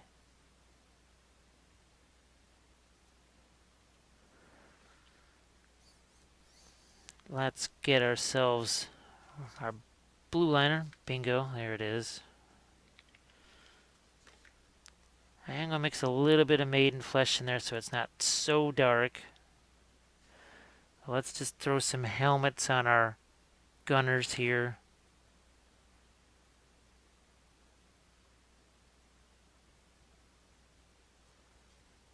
Because it drove me nuts trying to see, okay, are they actually wearing helmets? What's the deal with these guys? And it just seemed like they were wearing helmets.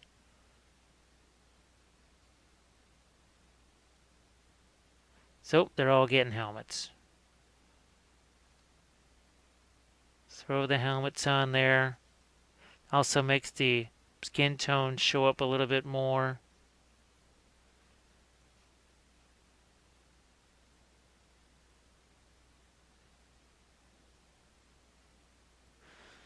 Then I can even take a little more of that maiden flesh and do somewhat of a, not just on the helmets, but on the guns here. I'm going to do a little bit of lights on those.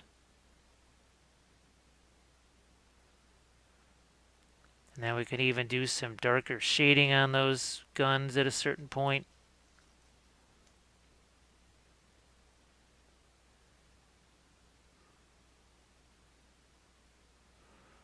Even maybe some points along the deck, I find a little bit of areas that I want to make lighter.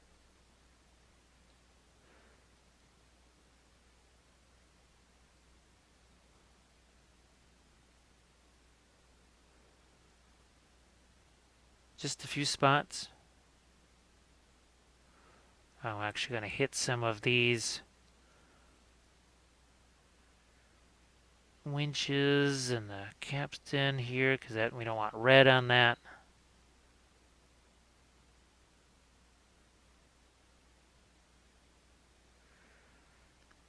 So what we'll do in the next segment, we'll do some weathering and stuff on these guys right here. Nothing.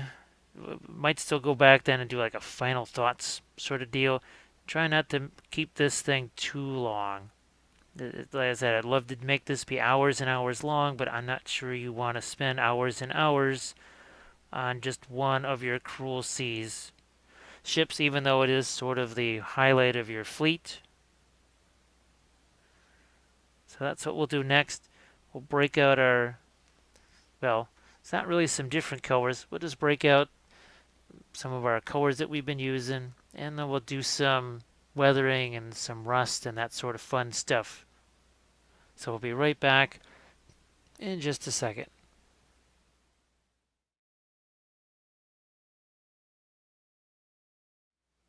It's time to add some of that weathering we've been talking about, and some of it is fairly basic. You got almost a little bit of chipping going on here, and then rust streaks from that.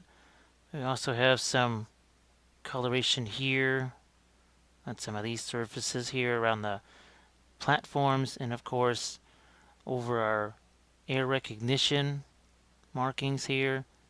So we'll do some of that. Doesn't take, I love my secret weapon weathering colors and all that, but if you don't have those nearby, we can make those out of stuff that's on hand. So we've got that brown and red liner that we talked about, clear red, and this is just sort of a golden yellow here, and we got the sepia liner in there. Let's just see if we can't make some rust out of this. So let's get this over here. What we'll do is make a little bit of an orange over here, a reddish orange. Make some of the sepia liner in there.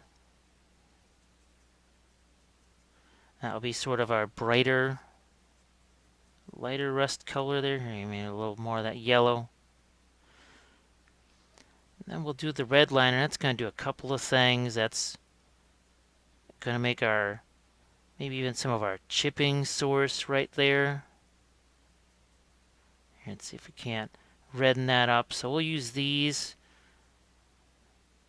Couple of colors here as sort of a base for that. Here, even a little more of that red liner. And then we can make an even darker rust color here. That's the brown liner and the red liner together. And we'll start off with some of that. And we'll just do that in some of the crevices here. And maybe underneath the lifeboats. Do that up on the stack here.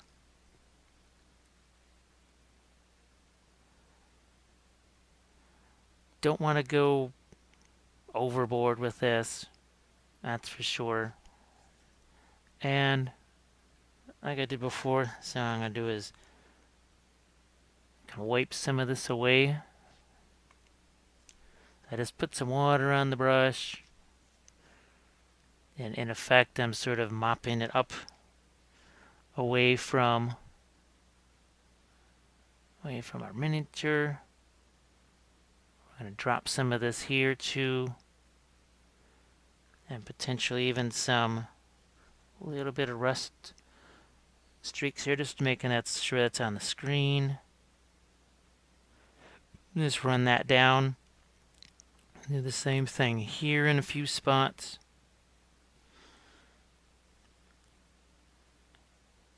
And it's, there's nothing terribly complex about it. I'm just doing a little bit of glazing in there.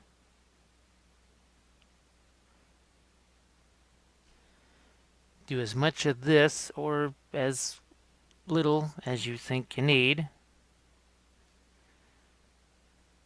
Like I said, the temptation sometimes is to go a bit strong. You really want to think too about where would there be some of this here. That's the red liner and brown liner together. Well, it makes sense that you would have, just like with a beagle. Let's see how we did a little bit of along there. We're going to do the same thing here.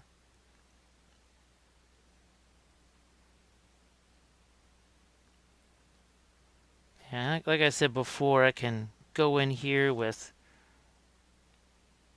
some other smaller brushes, make things a little more precise. See, sometimes I say, that just didn't work. You wipe some of it away, and then you hit it again. Yeah, when you got something like the dazzle camo, it gives you some interesting opportunities for streaking over the top of it. Now we have the portholes here. Don't necessarily want to have streaking on every last one. Let's see how that crosses over both the pattern.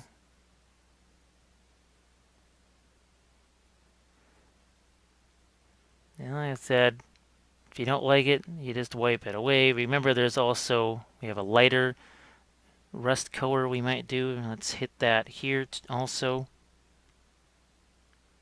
Definitely need it around here because you got a lot of water accumulating up by your splash guard here.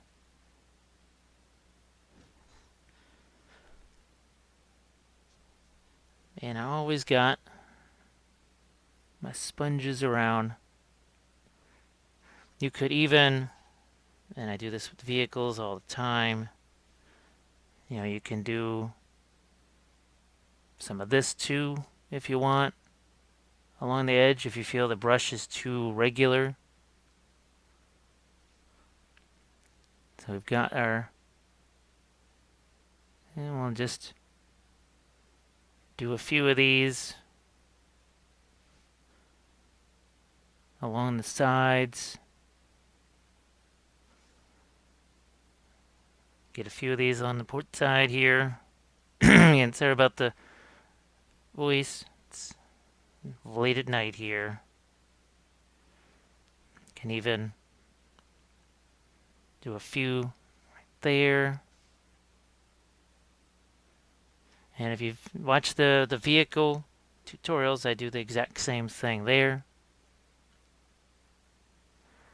I can sort of double up on this now. That's that lighter tone that we made. So push that around. So I just went after the edge there. Now definitely let's get that up around these items for sure. And see how that starts to bring those out.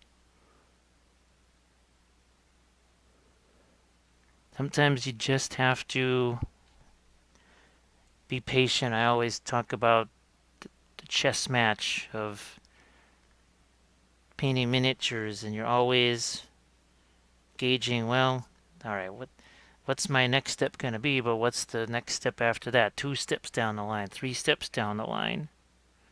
And now see, that's more of a orangey rust color that we're going to move into here with. So the stripes now, they look like they're more of a part of the ship than just sort of, well, slapped on there. Like they've just been put on 10 minutes ago. Freshly painted in dock.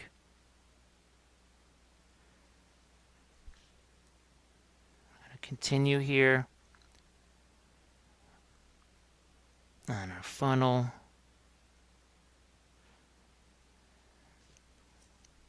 I said, you can always do something like that, remove some of it.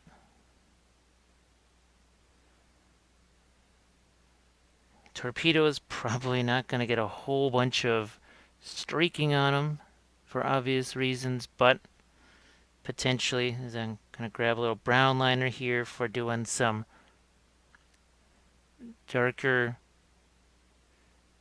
glazes on our gun mounts, a few on our depth charges.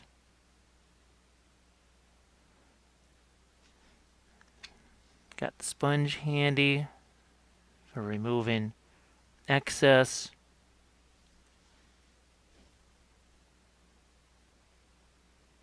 And then just across the deck, adding a few of these. So it does a couple of things. It's not necessarily rust per se, a little discoloration maybe, I guess is the better word for that.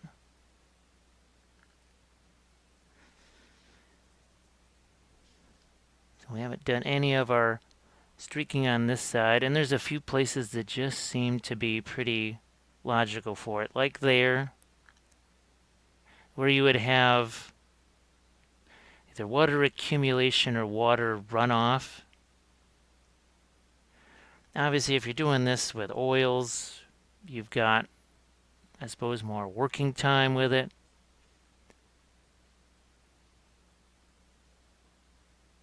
Definitely going to do some of that here, especially where we set up our streaking before.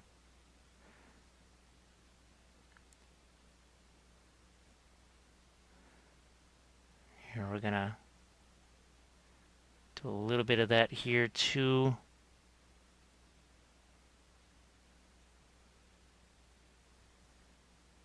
I think I'll try and do some final detail type stuff, and that'll be the this little detail things that we might want to add in places, if possible. So at this point, I'm still working on these darker weathering tones here. So I'll just do that one. Trying to make sure that stuff crosses over that dazzle camo as much as possible. And even in places here with some of the boats, or some of the life rafts there, gonna find a few places to get some weathering. We'll mess around with the flag maybe too in the final details. These come with decals, so you don't have to worry about that. But just if I can avoid using decals, I just do, because they just make me mad. There's just no easy way of doing those. Right here, get another anchor chain. This is always a good spot for some streaks to come down. Definitely want some to cross over our number there.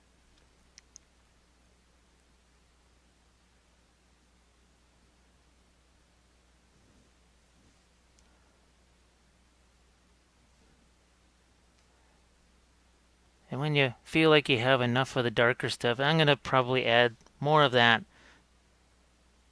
off camera, just because I don't want this to be a 5-hour long video.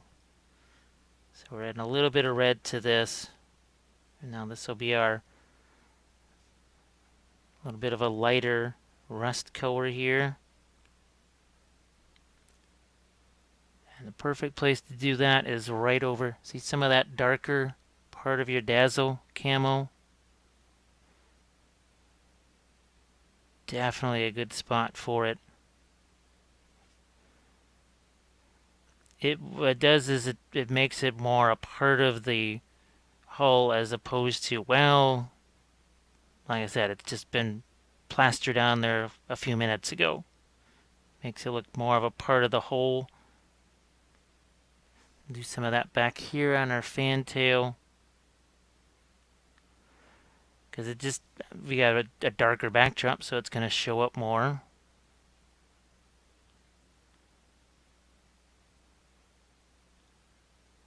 A few of those, like I said, on our stack.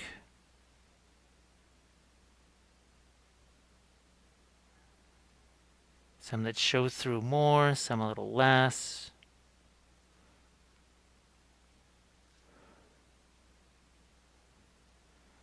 One right here. And sometimes I just have to double check and make sure I got it at least somewhat centered. In some cases, I'll put it on and wipe some away. Alright, that looks like you can see it. And now down we go. But say I'll leave it dark here, so you're sort of semi-shading your some of your streaking there.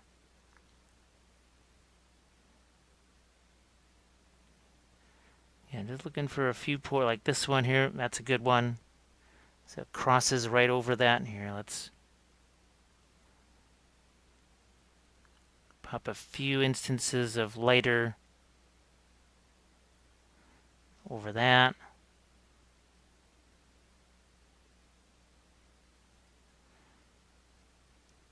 And I can always, if I feel like there's just too much in general, I can take some away.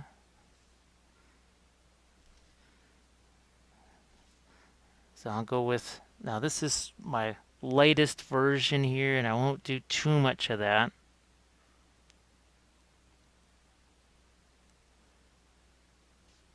Let's see what that does, or it just gives it a little bit of three-dimensionality to it.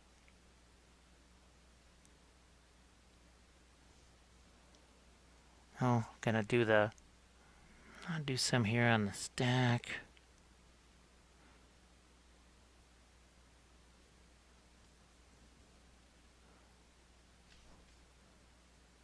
And I know I say that all the time, the whole less is more, but boy, that can really be true with the vehicles.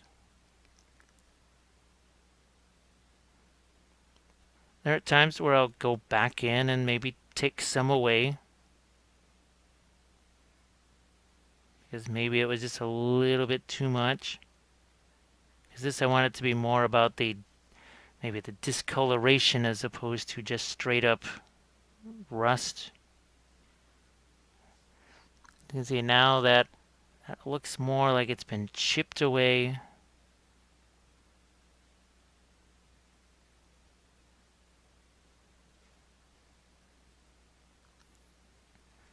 Do some more of these lighter streaks.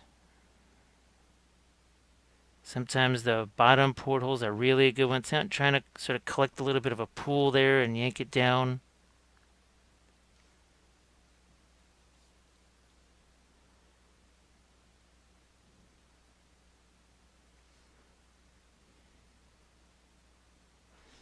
And go back into some of the darker. Gonna mix that more with the brown. Looking to do just some more darker glazes here, not necessarily rust. Putting some of those on the machine gun mounts. Even going to throw a few little glazes here on our crew in places.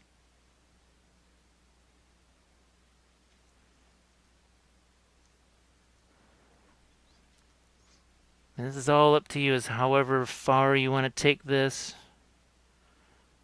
For me, I could definitely spend hours more messing around with different parts of this.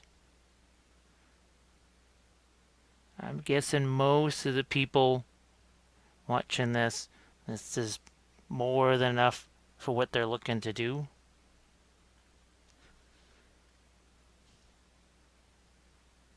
And when I get to the other, well, the German fleet, there's a ton of different patterns on the E-boats there. So what I'll try and do is, instead of doing 3-4 of them exactly the same, I'll just say the heck with it, because I think I've got the German fleet and the starter set, so I have enough E-boats to sort of do the best of both worlds, to try and do as many different patterns as I can, but then still have a cohesive fleet for actually making those battle reports that we're talking about.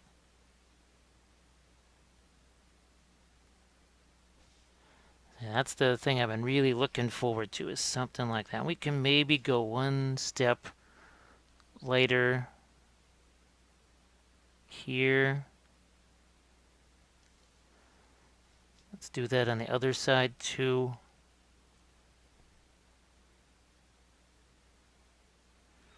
Just go have that go down. So you can get, as I said, the secret weapon, weathering colors.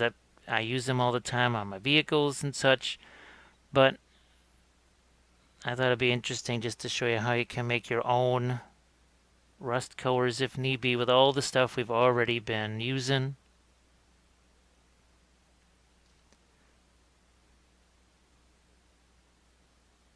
Just trying to get some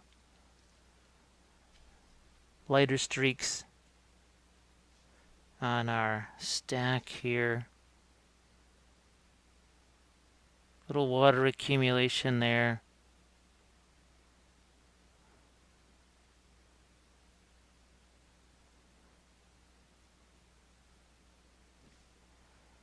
Couple of these portals. See, just trying to make that number. Remember, I wasn't worried about having it be totally perfect as far as the shape goes, because I knew that I was going to be working around it with some of the rust and other effects.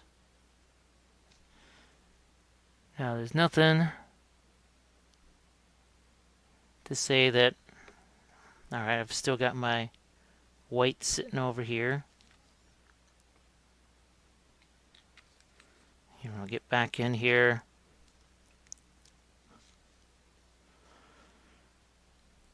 Where are we at? There we go. And then I can even add, can go back and lighten some things up. It's not a zero-sum game. I think that's why I like to do it this way instead of just taking the oils and doing all the rust and streaks that way, sort of after the fact only. I think you can say I like to go back and forth a little bit. Now, with that white, I'm going to try and make a... Here we go.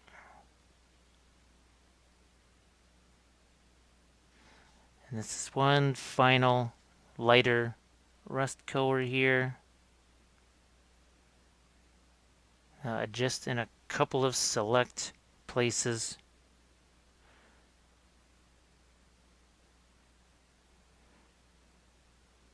One here, one there, but not in every single location, just a few.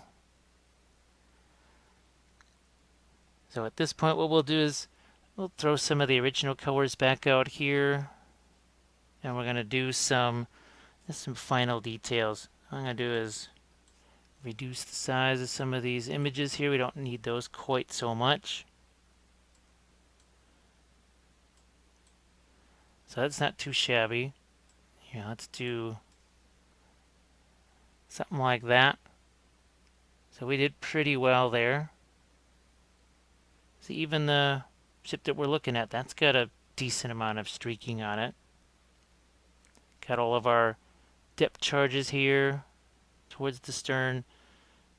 So like I said, we'll just go in for some final details, couple final thoughts, and then we'll be done with our Gabbiano Class Corvette.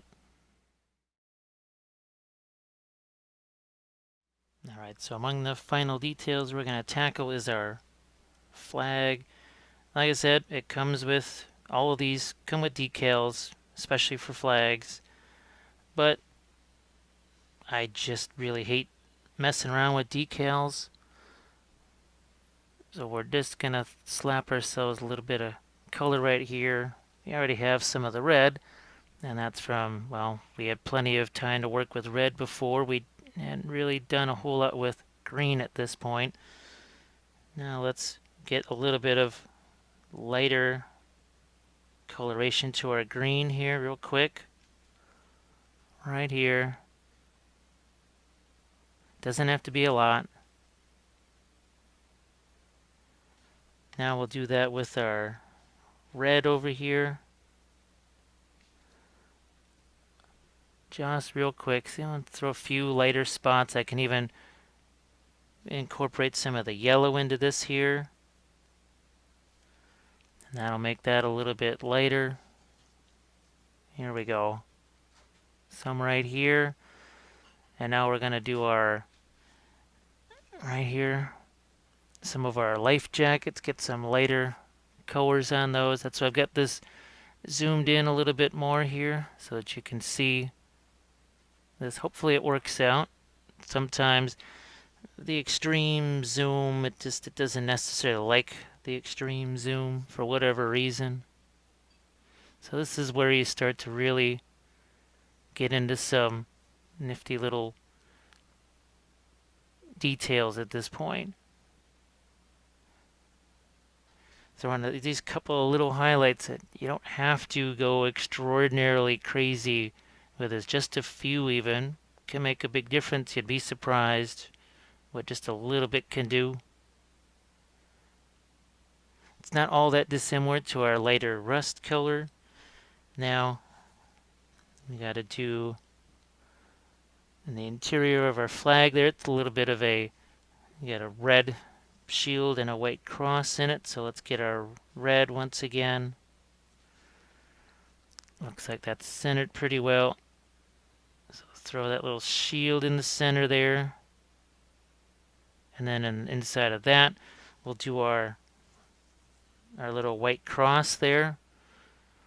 And here we go, a little bit more. Right there. We still got our white paint out here. Actually gonna take it off of white just a little bit because that might be a little too stark.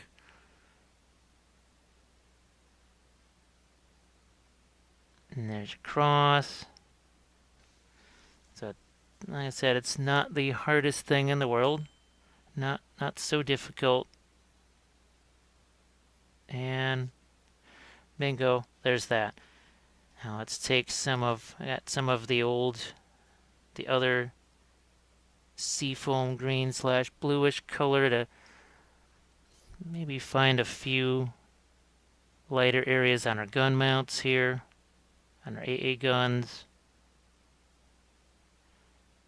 Just a couple of these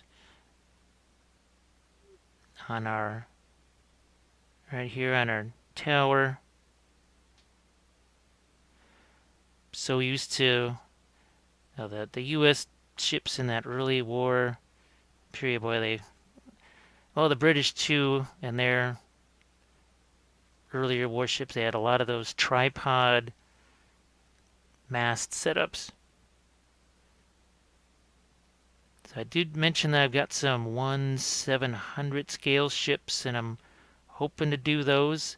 This, in effect, is a sort of like a little bit of a training ground here. Work on these, because the 1/700 scale, well, you think this is small. Well, they're basically less than half the size of this. Essentially, a ship of this size in 1/700 scale is a heavy cruiser at least.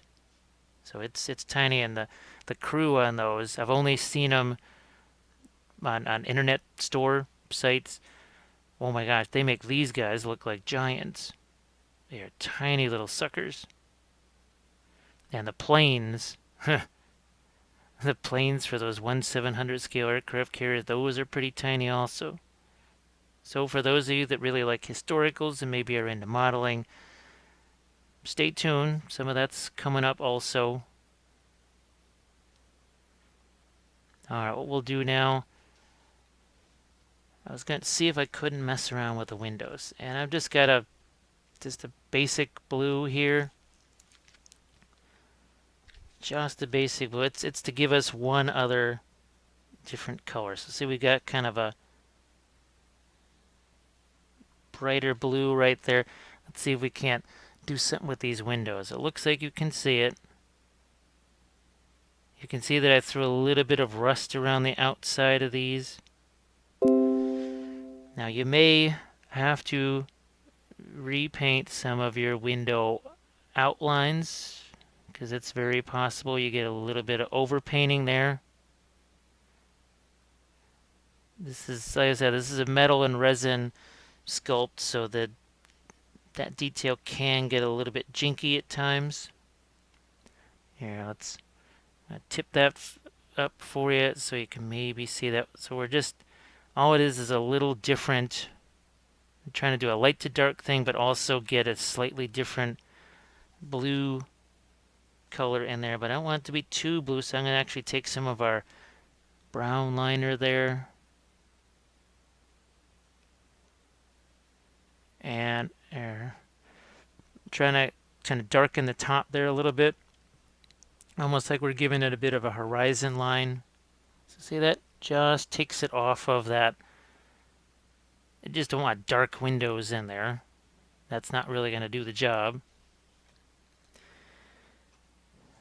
So I can even take some of this brown liner, mix it with the blue, and now we've almost got a really dark bluish, kind of a bluish black, and can use that on our top of our funnel here. Get some darks in there.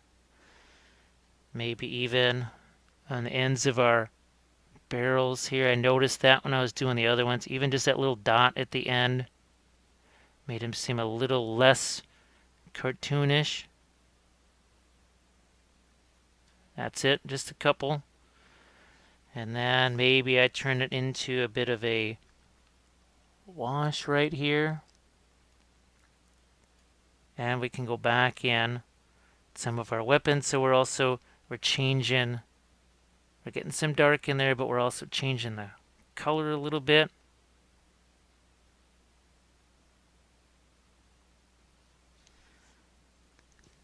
I think this, we'll just call this completed for now. And if you want to see the finished images of that, I'll try and link the blog here. But as you can see, the blog address has been scrolling across the bottom of the screen during this whole video. So you can see that. It's just wappelius@blogspot.com. That'll get you to not just the finished pictures of this, but all my bolt action stuff. The bolt action battle reports are on my YouTube channel, and you're already there. So just all you have to do, I believe, is type in bolt action, and some of that stuff should pop up. Check out the Flampanzer painting tutorial. That was really fun. Actually, I used that in one of our basically pictorial battle reports for our Eastern Front. That's in the blog too, so you can check that out. So thanks again for watching, and like I said, this is the first of many Cruel Seas painting tutorials. I hope you enjoyed this. I hope it gives you some ideas for your own project. So let's back out of this a little bit so you can see the ship in its entirety here. Alright. So thanks again for watching. Like I said, for more stuff, you can sign up onto that Patreon page and get in on the Army Painting Pledge level. And if anything else, subscribe to the YouTube channel, and then you can be notified when there's more nifty stuff like this that's going to show up. So thanks again. Appreciate you watching. I'll catch you on the next Cruel Seas video.